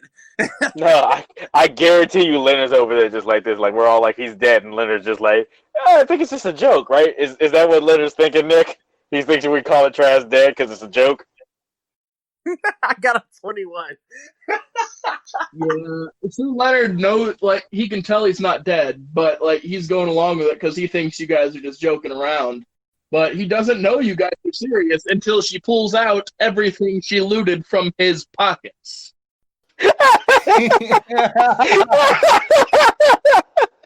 That's when Leonard is like, "Oh wait." Just like, oh no, guys, he's not actually dead.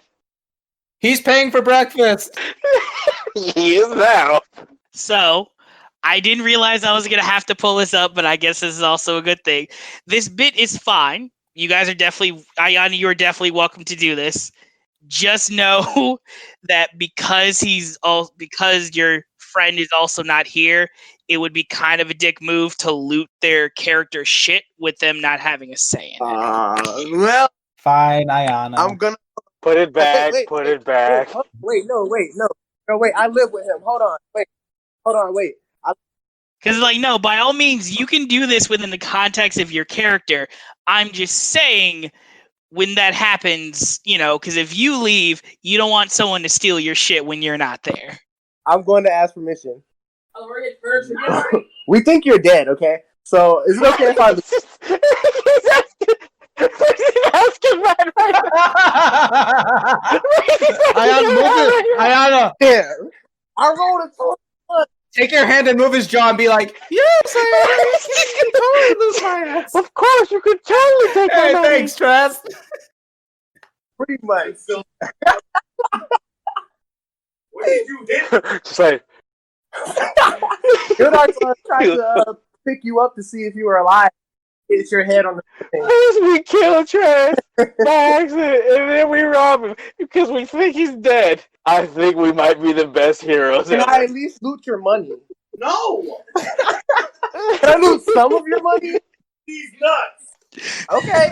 I rolled a 21. Don't I'm gonna let the audience peek behind the curtain. We're recording this on a Friday because Mother's Day is coming up this Sunday, and Matt is married and needs a wifey time so that's why he's not here with us tonight.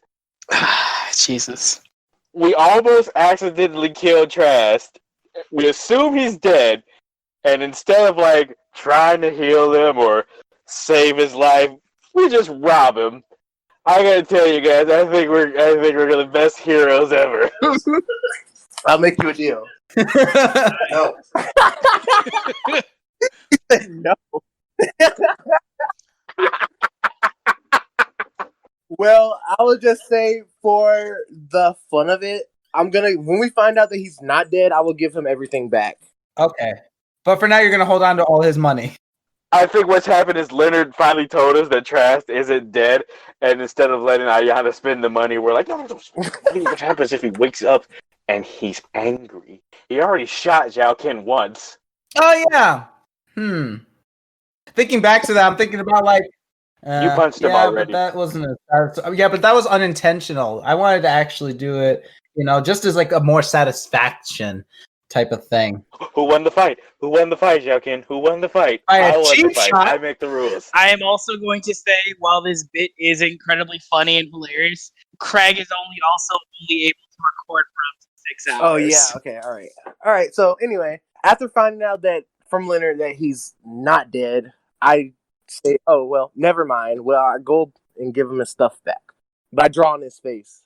Okay. I just write dork on his forehead.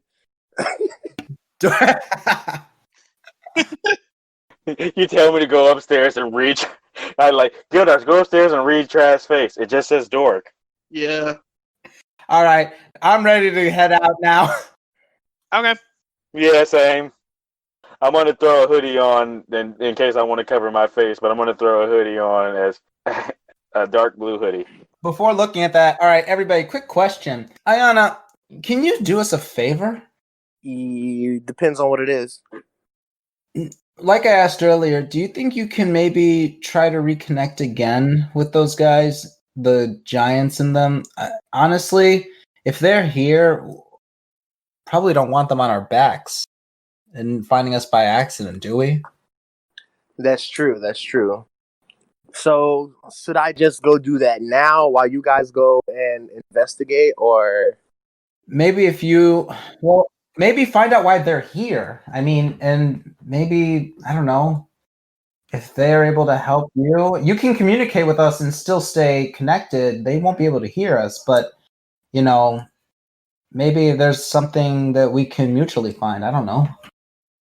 I'm going to be completely honest with you. While our conversation is going on, I have put my hood on and walked out the door, and I'm heading towards the police station to ask, like you guys got like an officer's opinion. I'm heading there to see what they're going to tell a tourist. Okay. all right? But yeah, maybe see if you can go ahead and I don't know if you can reconnect with them. Maybe take Sir Leonard with you. And then I'm going to go with Gildarts, and we'll stay on the same channel and reconvene. Okay, cool. Come on, Leonard. Meet back at the coroner's office at maybe like 10. All right, that works. I'm going to go outside then. You are walking outside and you are not going to see me at all. I am already gone. Of course he did. All right. Well, I did tell the officer I have to pick up the passes. So, first things on my agenda.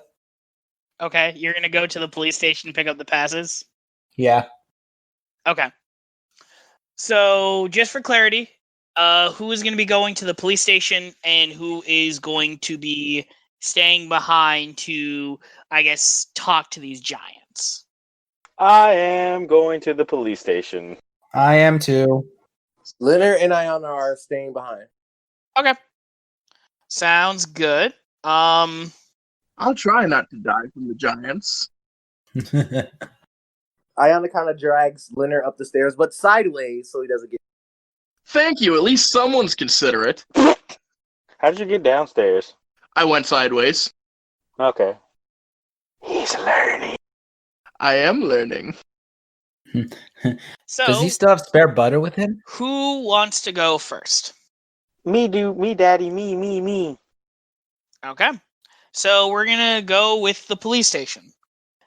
So Gildarts, what are you doing? I'm going to the police station kind of like as a tourist trying to see, because I've like certain times, like at certain places, police stations will have things for like where you can be like, oh, I'm a tourist and I just wanted to ask about the town and figure out some stuff like that. Like, you want to get like a tour guide, basically. Yeah. So I'm trying to get like a tour guide or trying to ask information. What I'm really looking for though is like lore about this secret city or maybe any information about the underground sewers that I could find.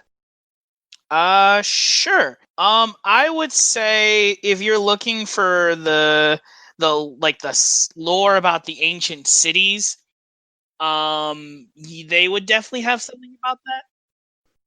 I know probably they would have some things about that at the library, but I would prefer to hear it out of somebody who grew up in this town, because there are things that they won't put in the book that you can hear from a person who grew up in the area. Right. Okay, so you go up to the police station and ask that question then?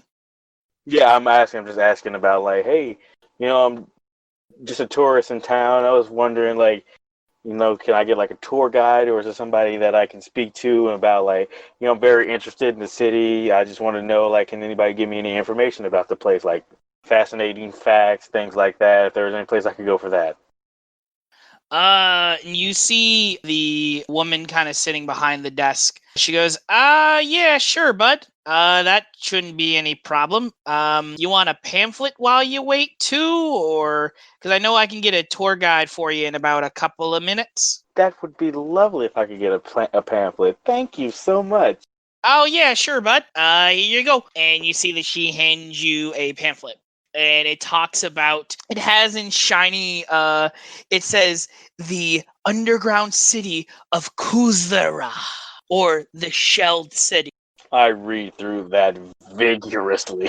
You read through the information, and it kind of goes like, many years ago, before the humans ever settled into Kover, there was a clan of goblinoids that inherited this territory, known as the Kundrak.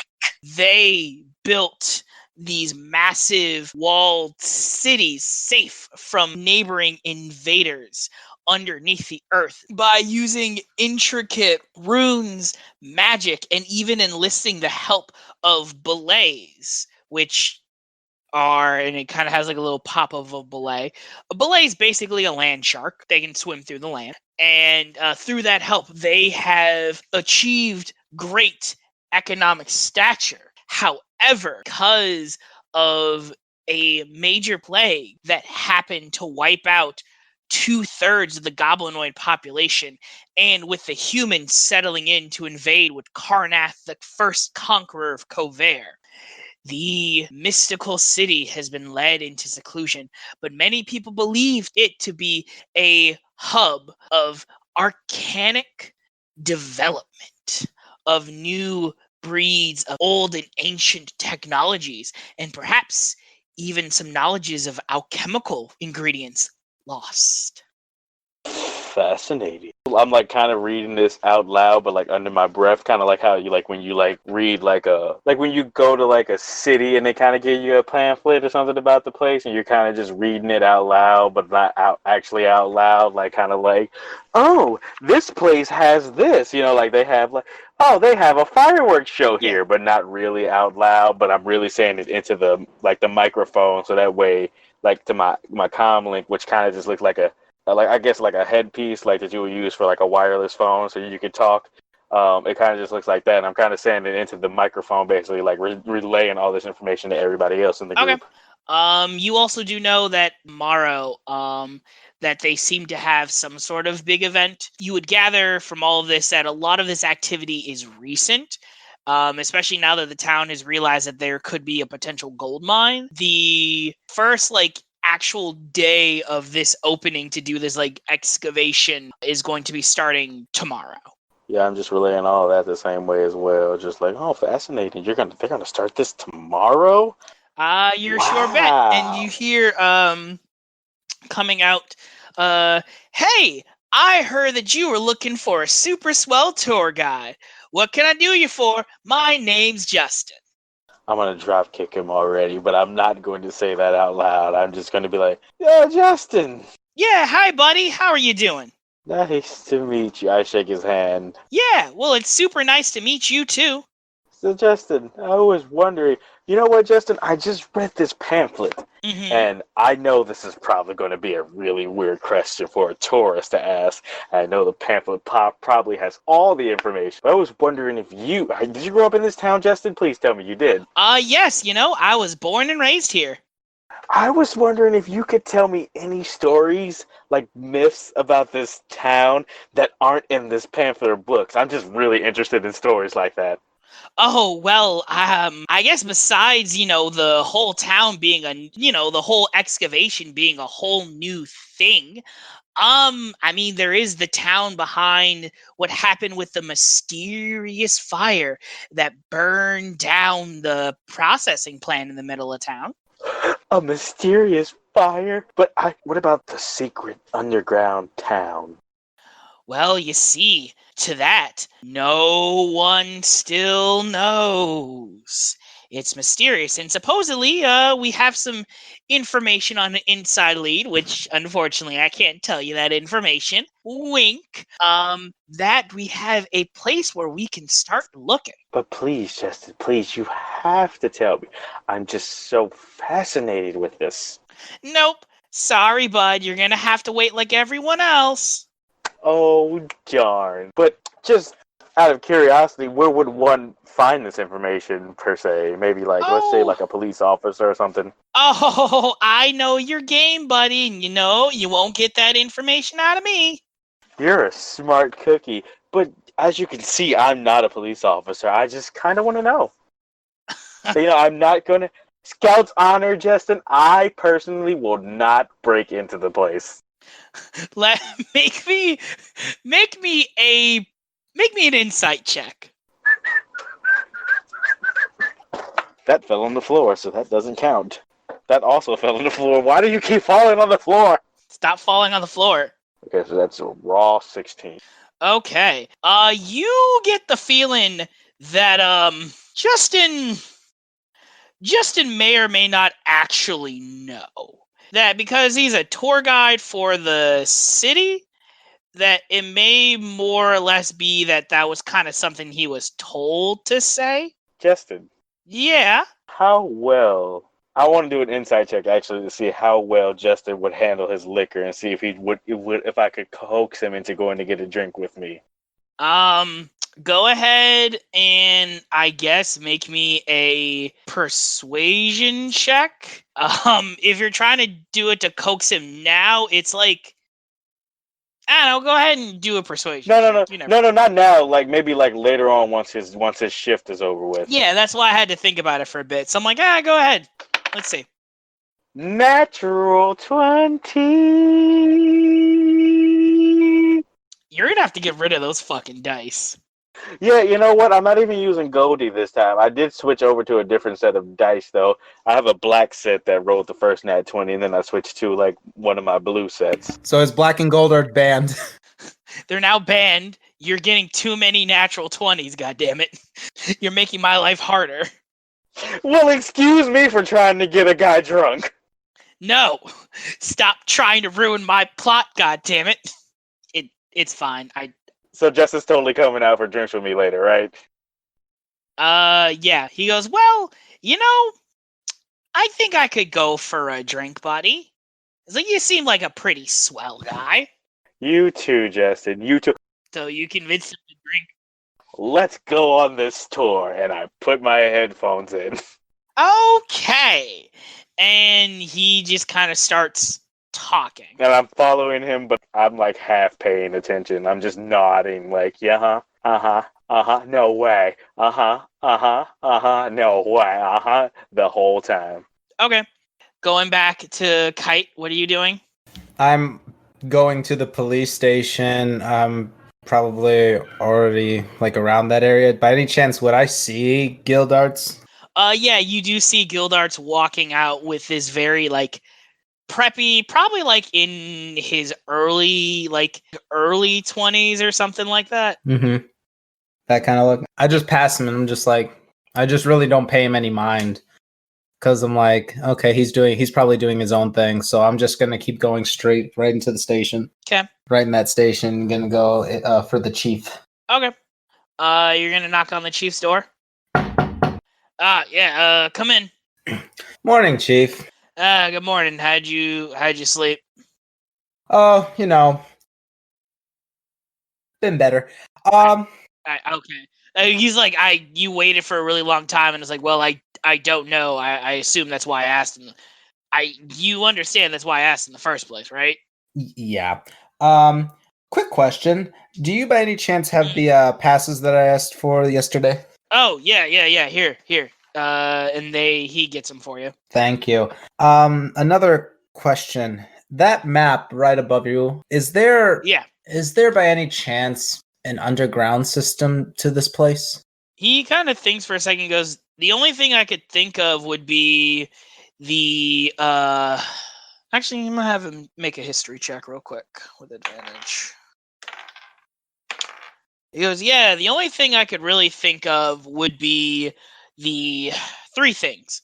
The sewer system, just to kind of have like bring all the sewage and shit as the town got bigger. Like the actual well system, because there's a natural aquifer that is around here that just kind of comes off from the river. And I know that for the factory, they had to use a lot of the old industrial stuff to kind of pump out some of the toxins from there. So I don't know if those are, at least from my expertise, those were decommissioned essentially the day after the fire happened. The fire. So all three of these sites are not accessible? Well, the sewage system is accessible. For the most part, the only thing that we know that's in there is a disposal creature that we have as the town to like basically it eats trash for a living, so it's just a giant funnel into where that thing lives. The aquifer system is a little bit more natural. You can have access to it technically, but you would have to like swim to the bottom of a well. And like I said, the old pipes, I know, at least from what my understanding is, that they got clogged up because they didn't want anyone else to use the factory bit, but it's just been standing there. So where would I by any chance find any of the town's developmental plans or I don't know, those kinds of schematics anywhere around here? Yeah, that would be here for City Hall.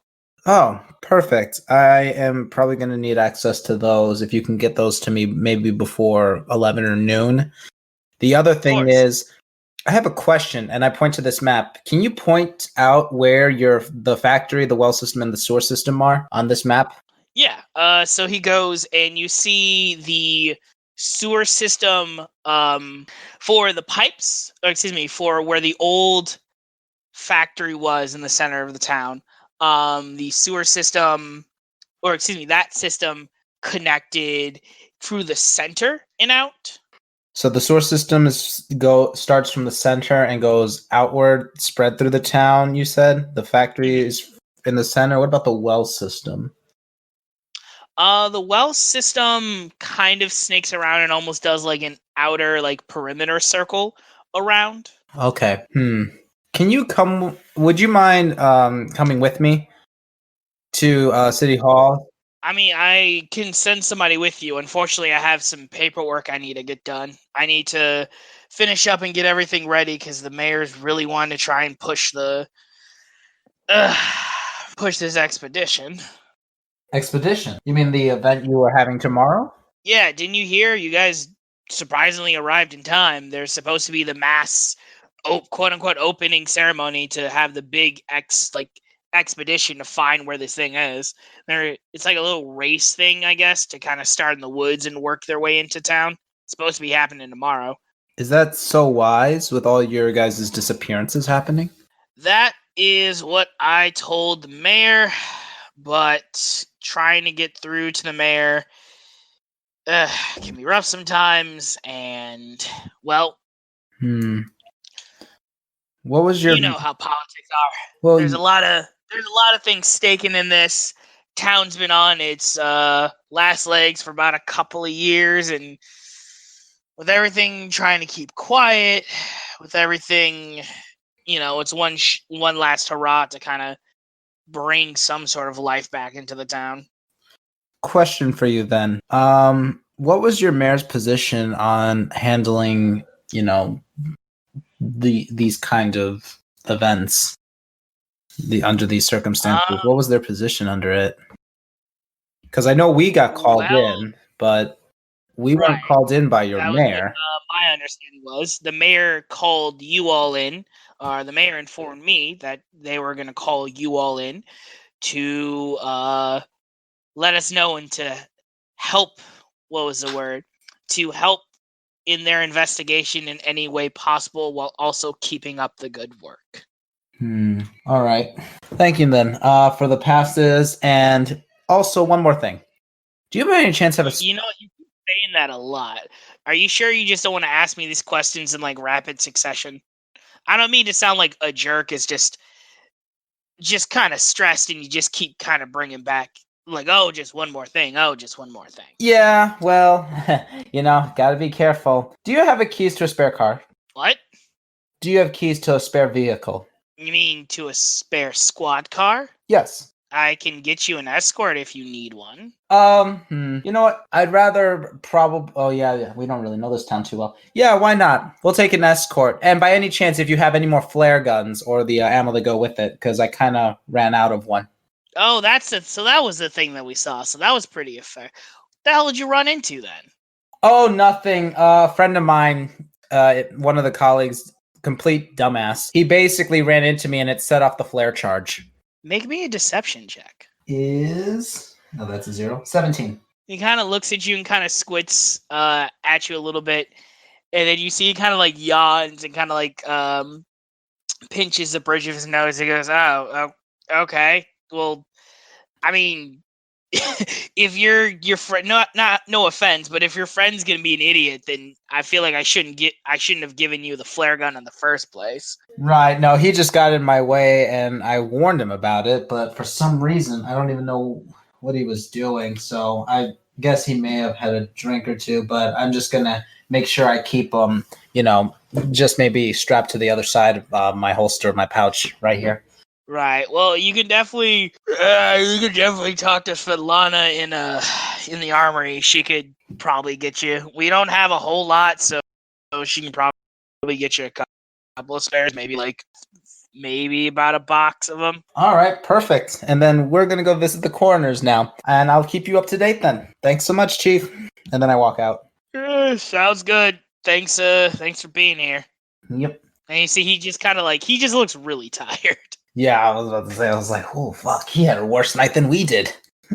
Yeah, like he He's like still kind of like in almost like the same clothes. His hair's kind of unkept. It's like he's had a pretty long night. Roll for how many days he's away from retirement.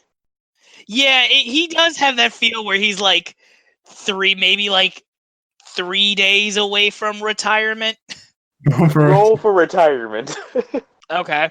Okay, well, congratulations. He, I guess, retires in 2 days. Yes. Nice. 2-day retirement. He's like, I Gotta just make it gotta through make this it through the shit. ceremony tomorrow. Pretty much. 2 more days. Like, he's 2 just more like, fucking days. he's trying to help out, but in the same vein, he's like, I need to make it through this ceremony. Cutting back to Ayan and Sir Leonard. What is your plan? Okay, so I figure first we have to figure out where they are. I'm pretty sure they're pretty close to where our room was, or are they out and about? Go ahead and make me a perception check. Okay, and I rolled a 13. 13. You, as you're kind of going and you see like the people that you usually see, they're kind of around, they come in for like the breakfast. You see Dusty's behind the bar, like serving up coffees and other stuff. You see a couple of other people who are working. You probably think like Dusty's like employees, that they're coming through and like serving plates. You do see that the one gnome guy is sitting by himself with a plate. He has like a bowl of oatmeal, and the other 3 Goliaths have food sitting in front of them, but it looks like they haven't touched it yet. Okay. Do I find this to be like strange that they haven't touched food yet or anything, or? Considering that there is a plate of mammoth bacon, and if you know one thing about Goliaths, no matter where they are, most of them thoroughly enjoy mammoth bacon. It is fairly strange. Okay. Leo. Yes. So how do you think we should do this? Well, I think we should go talk to the little one. I think I made quite the good impression on him earlier when he told me to keep the volume down between you very loud people in the room while I'm sitting there trying not to be loud. Sorry, it's part of the culture. Okay, well, how about you go talk to the little one, and I will go talk to the Goliaths. Sounds like a deal. All right, so I my way towards the Goliaths. Okay. You see, he goes, yes. Is there something I can help you with? I'm just gonna start the conversation off simple, like, how is your morning? And apologize for the loudness. Oh no, it's quite all right. I tell you the truth, I got in later than I would have liked to have gotten in, but I suppose that just can't be helped sometimes. So I just am a bit cranky from the headache of going to bed late. Yeah, I definitely understand that. If you don't mind, why'd you go to bed so late? Well, considering the fact that I got on the train pretty late, I had some research stuff that I had to do. If you don't know, I am an archaeologist of some kind. Archaeologist, huh? That sounds very interesting. What does that entail? Oh, well, and you see he kind of like gets up and pushes up his glasses. He goes, I am so glad you asked. Well, you see, archaeology really is like the study of discovering ancient knowledge and treasures. Truly, most people think it's a boring thing of kind of like collecting samples, looking at time lapses and analyses, but I see it as one big grand treasure hunt, and he's just going to keep going on about this. Okay. So you think this place has something? You know what, Sir Leonard, go ahead and make me a insight check. Okay. And we'll count that as like how well you're just able to listen to him. Okay. I got a 15. 15. Yeah, you just kind of like are listening to every technically every like third word, but he's still kind of like rambling, I guess would better say. Because I would assume that your mission is to try and like distract him enough so that Ayana could go talk to these guys, right? Yeah. Yeah. You have him thoroughly distracted with how well you're just listening to him ramble on, and you occasionally go, yeah, that's very interesting. Really? I didn't know that. And other stuff and the like. As I almost called him Gildarts. As Leo is talking, like, or not so much talking, but being talked to, or more so talked at. Ayana kind of just sits up at the table with the brothers and just kind of like starts talking like, "Hey, Marshall, Saxton, and Wilton, right? You see that they kind of like turn to you and just kind of like nod their head. Are you guys not eating?" They don't say anything. They look back at their plate and they look back at you. That's strange. I mean, if you guys aren't gonna eat, I love mammoth bacon. If you die, I'll just yeah. You guys see are- all three of them in unison push their collective trays towards you. Okay, this behavior I feel like is very odd, especially for Goliaths. Is there anything that I noticed specifically or in reference to my dream that I had that would give me a hint as to why they're acting this way? You do notice something, and because you already had your dream, I'm just gonna give this to you. They're inside, and they're wearing sunglasses. Sunglasses. So none of them, they haven't spoke to me at all? No, it seems to be that they've just been silent this entire time. Interesting. If I like wave my hand in front of their face, will they react? Do you try it? Yes. Okay. You wave your hand in front of their faces, and you see they just kind of like politely take your hand and just place it back on the table. Okay. What I want to do is to see if I can quickly maneuver and see if I can take off their sunglasses and see if something's going on with their eyes or anything.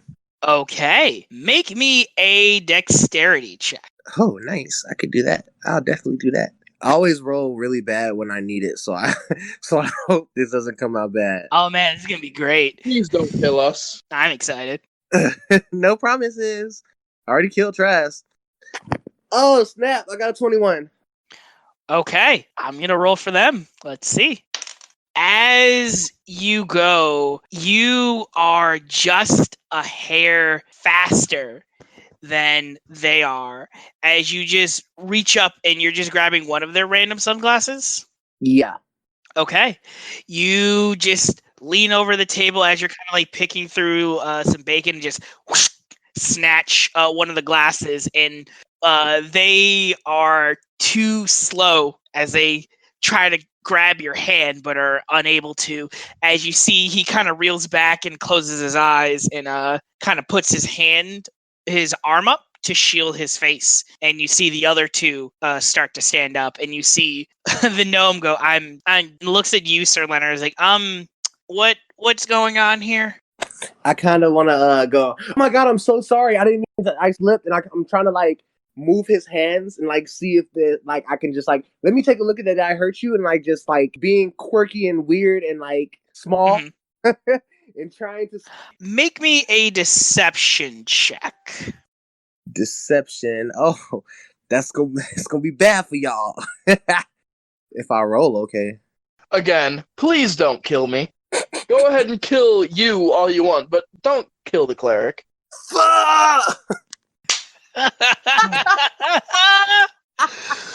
Oh man, and once again the universe balanced itself out. I got a 5.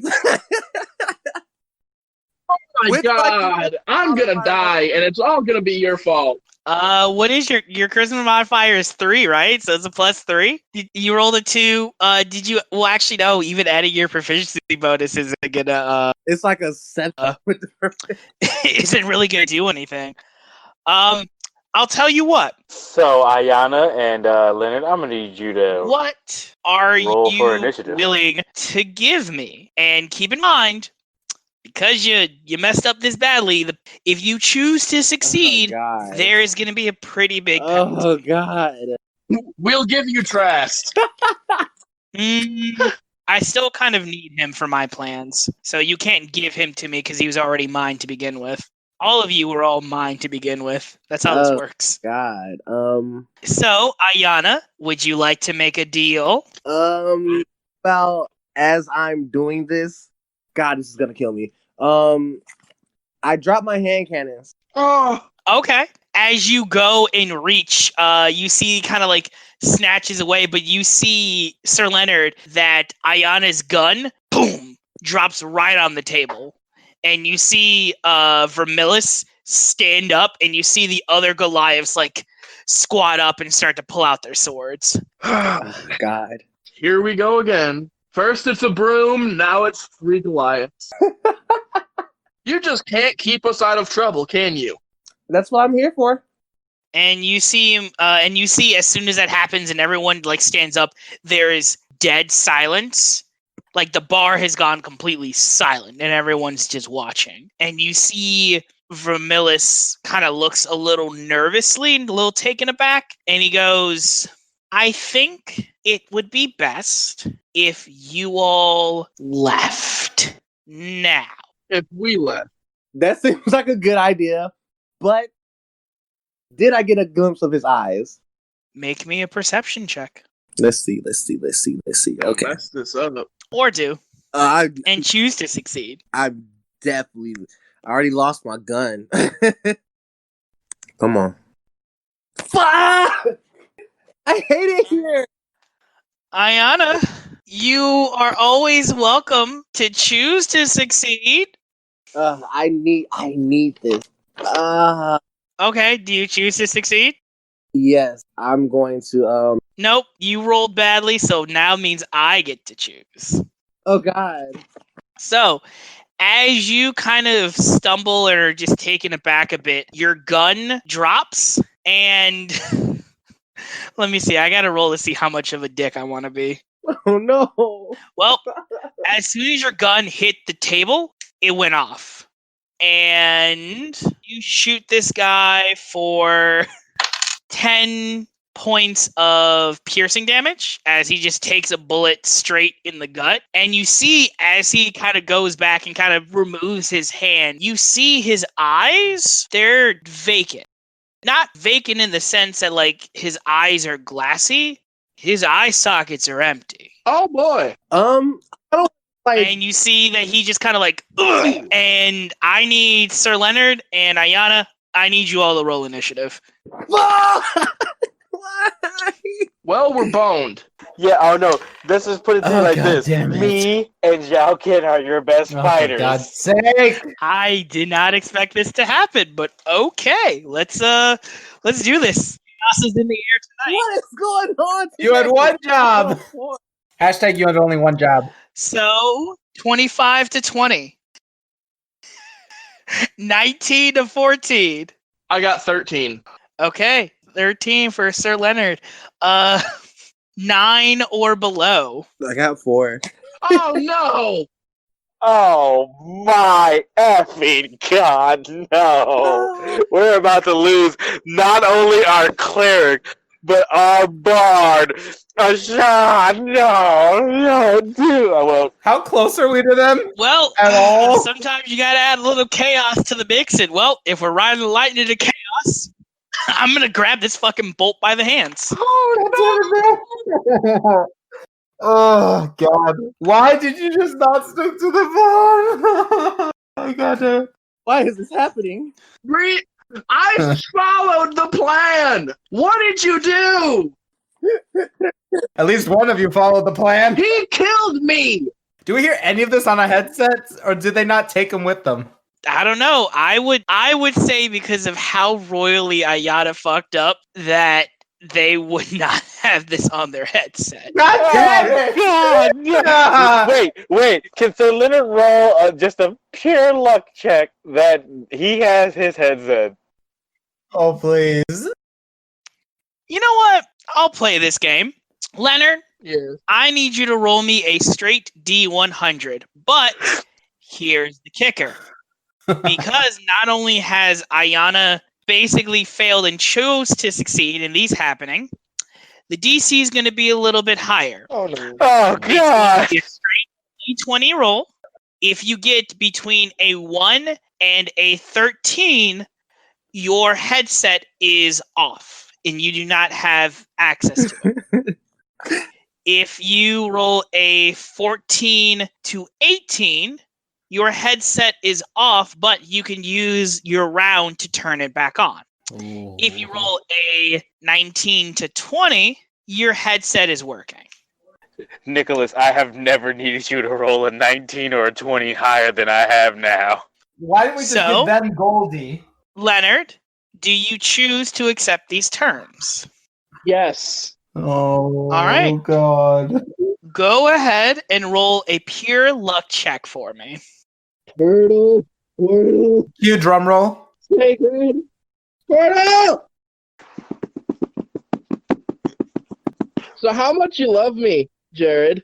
I got a nat 20. Oh, you beautiful man, you. Yes! Yes! We live! Y'all still get Oh, Fuck your rolls! we hear this and instantly look. I can tell you exactly what's gonna happen. We and Zhao can hear this, and I don't care if Jess is paying attention. I basically use instantly since I'm still there at the dash cop to station, the I'll be bar. like, guys, I need a couple of you to come with me, like, right now. Okay, well, I Like, and didn't grab, like, say the anything yet, so don't put words in my mouth. So it is bodyguard number 3's turn. He just got shot and is prone. He's going to use half of his movement to get up. He is going to use his bonus action to rage, Fuck. as you just shot him. And he's going to over the side of the head with his baton. And you know what? You shot him, so he's going to make it a reckless attack. Goodbye, Bard. Does a 19 hit your armor class? It surely does. Okay.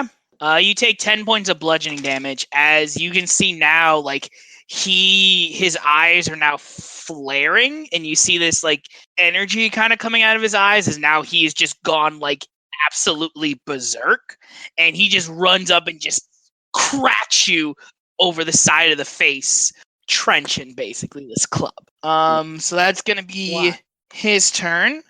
It's bodyguard number 2's turn, and he's going to see what his compatriot just did, and he's going to go ahead and try and grapple him. Not with a natural 1.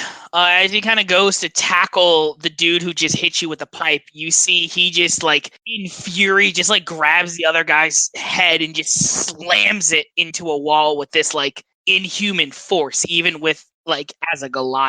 So that's what he's going to do. Sir Leonard, it's now your turn. Also, you all hear this, by the way. You just heard like a loud roar. Ayana getting hit in the face with a fucking pipe, basically. And you heard the other one. So the first time she's been hit in the face with a pipe in the last 24 hours. Heyo! Jesus. I mean, it definitely was not the last time. My nose. Yeah, you do get smacked in the nose because Why it's does funny. everybody keep getting hit in the nose? I feel that. So yeah, Sir Leonard, it's your turn. Okay. Take a dash, disengage, run, anything. Well, I would, but I don't want to leave Viana by herself with, She 3 can disengage giant raging too. That's what I was planning on disengaging. Honestly. Yeah, I think I'm disengaging. Okay. As you go and disengage, you just kind of like back up, kind of putting your hands up like you don't want any trouble. And you see Vermillis just kind of looks like utterly like shocked. I would be too. Does that end your turn then? Are you going to do anything as a bonus action, as a move action? Run, Leonard, run. Yeah, I'm gonna run and try and find the nearest one of those two that I can. Okay. You run out the door. You head towards City Hall, I guess. This is all like weirdly happening technically at the same time, like when you guys finished up your stuff. So time's a bit weird. So Sir Leonard, you duck out of the bar, so that's gonna be your go to get some help. It is Vermillis' turn, and Ayana, you see Vermillis kind of goes and he goes, kind of sucks in his teeth and goes, and you see he kind of like points, and he's gonna cast a spell against bodyguard number 3. Against? Unfortunately, as you see, he kind of like releases the spell. You see the forehead, like his veins in his forehead, kind of like bulge, and you see he's like God, and the spell seemingly kind of like hit him. Poof, seems to have no effect as this bodyguard number 3 is like raging at this point. Aw, he's got performance anxiety. So that's for Melissa's turn. Ayana, it's your turn. Jesus Christ. You'll think I have something to do by now, but What would you like to do? I would like to disengage and get the fuck out of there, holding my nose and screaming. All right. Well, you disengage, so that is going to activate this bodyguard's sentinel ability.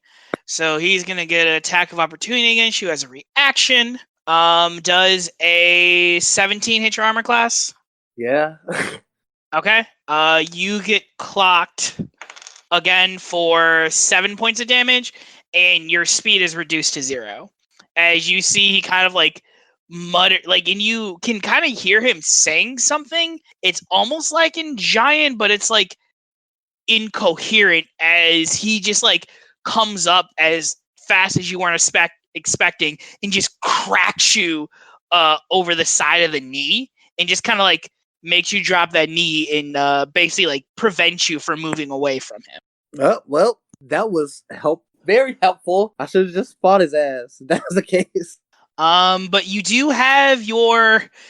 use your movement. You do have your action and your bonus action if you so choose to use it. Jesus Christ. Let me take a second to check what this spell does. I think I know what it does, but where? Uh-huh. So our bards are dying tonight, guys. Yeah. So Breezy, maybe you should come back as a ranger. I'm gonna hunt all of you. Oh god. I guess we do need a face character. I would like to cast Thunderwave. Okay. Are you gonna cast it on everyone in the immediate area there? So like Vermillis, the other two bodyguards, or just trying to angle it so you can only hit this bodyguard? It says every creature within 15 feet. Okay. They have to make a dexterity saving throw, right? I believe it's Constitution. So bodyguard number 3 who hit you, he fails. Boy, bodyguard number 3 is a beast. Which one is bodyguard number 3, Ashan? Which one is that? Is that Saxton or is that Marshall or who is that? You know what? That's Saxton. Shut up, Saxton. Bodyguard number 2 succeeds. Thank you, Nick, for laughing at that. And bodyguard number 1 also succeeds, and Vermillis fails. Oh no. So go ahead and roll your damage and tell me what you get. 2d8. Let me see. I got 13. Okay, 13. So they're pushed 10 feet from you. Okay, so bodyguard number 3 takes 13 points and is pushed 10 feet away. Bodyguard number 2 and 1 take half of that, so they take 7 points, but they are not pushed. And Vermillis takes 13 and is pushed 10 feet away. As you just like, I don't know, how do you every time do you twerk and cast a spell or what? I feel like this would have just been like more of a something that she wasn't trying to do it. It was just more a reflex. It just happened. Like, okay. Yeah, you just kind of like reflexively put your hands up and just boo! And yeah, you, Zhao Ken and Gildarts, where you all are, you all hear this audible boom as it also blows out blows out the windows in the tavern. That's Ayana's twerk. I know that anywhere. oh god. So that's Ayana. That's your turn. It is bodyguard number 1's turn. He did not move, so he is going to use his movement and action to try and grapple bodyguard number 3. Daddy DM? Yeah. Might me and Zhao Ken possibly roll to see how close we are? Yeah. Well, this is the end of the initiative, so I was going to have you guys roll at the top and see. Okay. Basically, like to roll to see where you guys come into the initiative order. Okay, so we're waiting for a bit. Oh. Yeah. Okay. I'm almost done with it. Okay. So bodyguard number 1 is going to try and grapple bodyguard number 3. That's a success. And you, Ayana, you see the first bodyguard kind of takes this. Let me actually roll for him too. Okay. You see he takes it, and you see kind of that like anger almost kind of like flexes in his body as well. But you see he kind of takes a deep breath, and he like turns to Saxton and tackles him and is holding on and trying to grapple him. Okay. So, top of the order, Gildarts and Zhao Ken, roll me initiative. You got it, boss. Gotcha, boss. 18. Okay, nicely done. What's your dexterity modifier? 2. Okay, yeah, you go before bodyguard number 2. What'd you get, Gildarts? 17. Okay, that works out perfectly. So bodyguard number 3 is currently being grappled and trying to fiercely get his way out. Being grappled, he roll and see. Oh God. Okay. That's a natural 20. So you see that he basically like bodyguard number 1 has Saxton in like a full Nelson, but you see Saxton just like in anger grabs the sides of what do we say there? Wilton would be bodyguard number 1. Yeah. You see he grabs the side of Wilton's head and just like judo tosses him over the shoulder, but like slamming him face first into the ground, breaking the grapple. He's rushing to try and hit Ayana. Jesus. And he misses because as he goes, Wilson grabs his leg and kind of like trips him. Wilton. Thank you. Wilton kind of grabs his leg and is still trying to prevent him. So that's bodyguard number 3. Bodyguard number 2 is also going to get up, move half movement, and just try and dive bomb and tackle Saxton. Please, Marshall. Please, Marshall. That's a success. Marshall like gets in low and football tackles him to the ground and is currently trying to grapple him. Those dang Fernandes brothers. So that's his turn. Zhao Ken, you burst into the scene. You see Sir Leonard, and you kind of like rush in as you're kind of hearing it. Well, wait, because I was at the station. That's why I was like, I was bringing squad with me. Yeah, remember when I said that you roll to see where you were in the initiative? Yeah. This is where you would like enter combat. You just happen to enter combat like one thing faster than. Sean, for Gildarts. joke's sake, can we say I just grabbed Justin and brought him with me? Sure.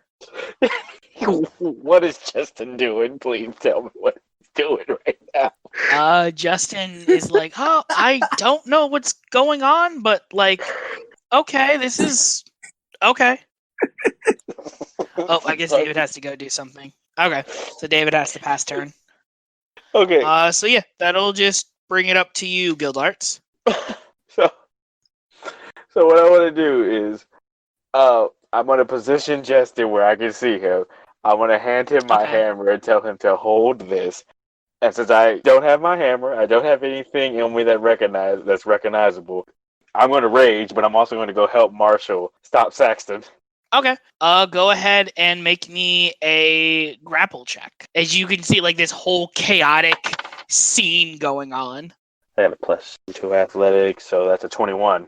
21. Yeah, you managed to kind of like dogpile on top and kind of like gain a little bit of side control as you are like trying to hold down this like raging beast that Saxton has now become. Yeah, I got a +3, so that's a 22 actually. So, but yeah, still about the same thing. I'm just holding him down. As I'm holding him down, I'm just like, shut up, Saxton. You see that he gets no response except for like basically like yelling out like a wild animal ready to fucking kill something. Yeah, I'm just kind of holding him down since I guess that's my action and everything basically. Yep. So that's gonna be your turn, and then now Marshall's holding him down. Marshall. Oh, Sir Leonard, it is your go. Oh God. Ayana, how much health do you have? I have 8. I'm gonna go ahead and give you a health potion. Wise choice. Thank you. You're welcome. You kind of needed it. That's 10. The Saxton is just being held down on the ground, right? Yeah, Saxon's currently being held down. Is he the only one going after us? Yes. So Vermillis, Marshall, and Wilton are currently holding down Saxon. No one else to like engage or attack you except for Saxton. And that's only because it seems to be that, well, you saw Ayana's gun went off and he got shot in the gut. Okay. This is gonna sound stupid, but Oh, I'm here for this. Tell me. since he got shot Mm-hmm. and he's not dead, would cure wounds make him, get better and stop trying to attack us? You can certainly try. No, no, don't do it. No, please, God, no. Oh God! I don't want to be responsible for a murder.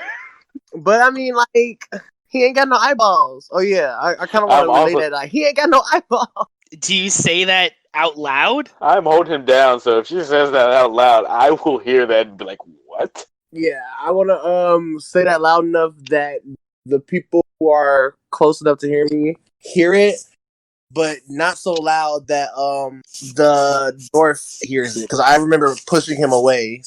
The gnome, you mean? Yeah, no, I'm sorry. Oops, that's racist. Okay. Go ahead and make me a God, this wouldn't be a sleight of hand check. I guess it was.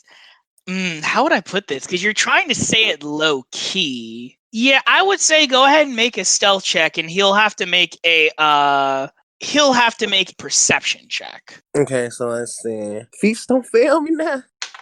I got 22. With a damn. Okay, the rolls are coming out here. Well, to be fair, Saxon did get that nat 20. Jesus. Okay. Yeah, I say that because you got a natural 20, you would be able to say that to make sure that Vermillis didn't hear you. You would be able to say that to Gildarts and Sir Leonard because Zhao Ken is still too far away. I'm also going to relay that information to Zhao Ken, so whenever David gets back, he knows, like, yeah, we know these things don't have any eyes right now. Okay. Well, I mean, I would assume if you guys don't die, you can just relay this information when he gets when you're out of combat. Is it still my turn? If we get out of combat, Sean. But that's neither here nor there. Sir Leonard, I'm pretty sure that was your turn, right? It's still my turn. Are we trying to kill him? Oh, I don't know. Ayana, are you trying to kill him? I was trying to get away from him. That's all I'm trying to do.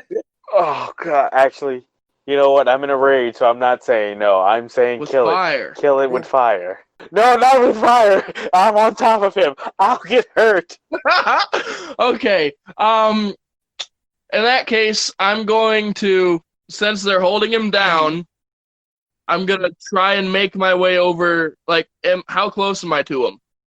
I would say that you'd have to go back into the bar, so that would be your movement. So that'd be 30 feet. Yeah. But you can get up close. You're trying to keep your distance so you don't get, like, stuck in the wrestling pile. Yeah.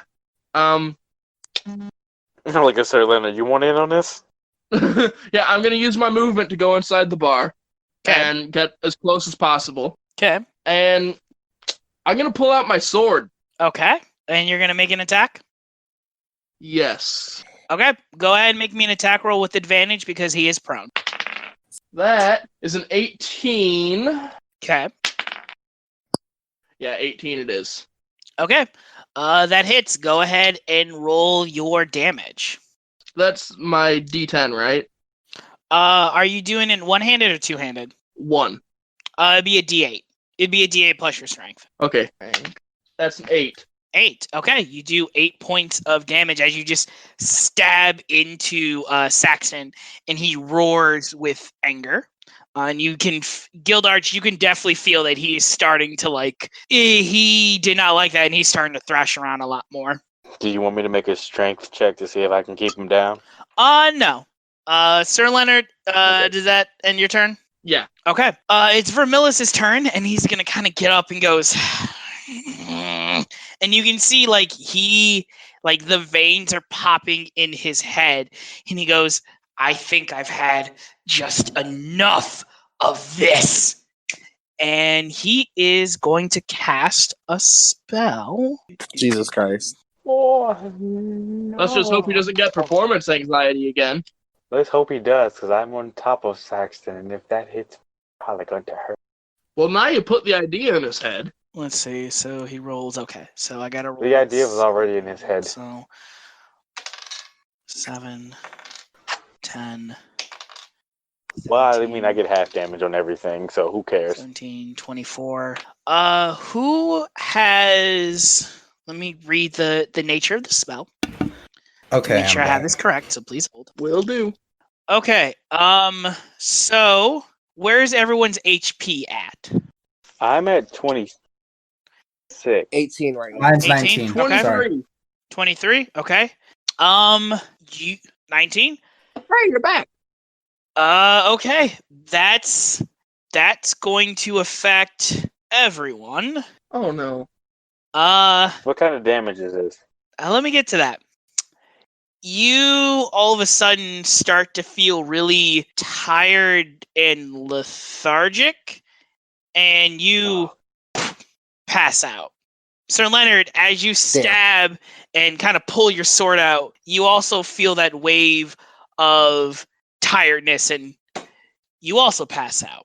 Zhao Ken, before you also go out, you see Saxton, Wilton, and Marshall all pass out, and Gildarts pass out on top, as you all are put to sleep. Now, the interesting thing about this, Ayana, before you lose complete consciousness, a thought occurs to you.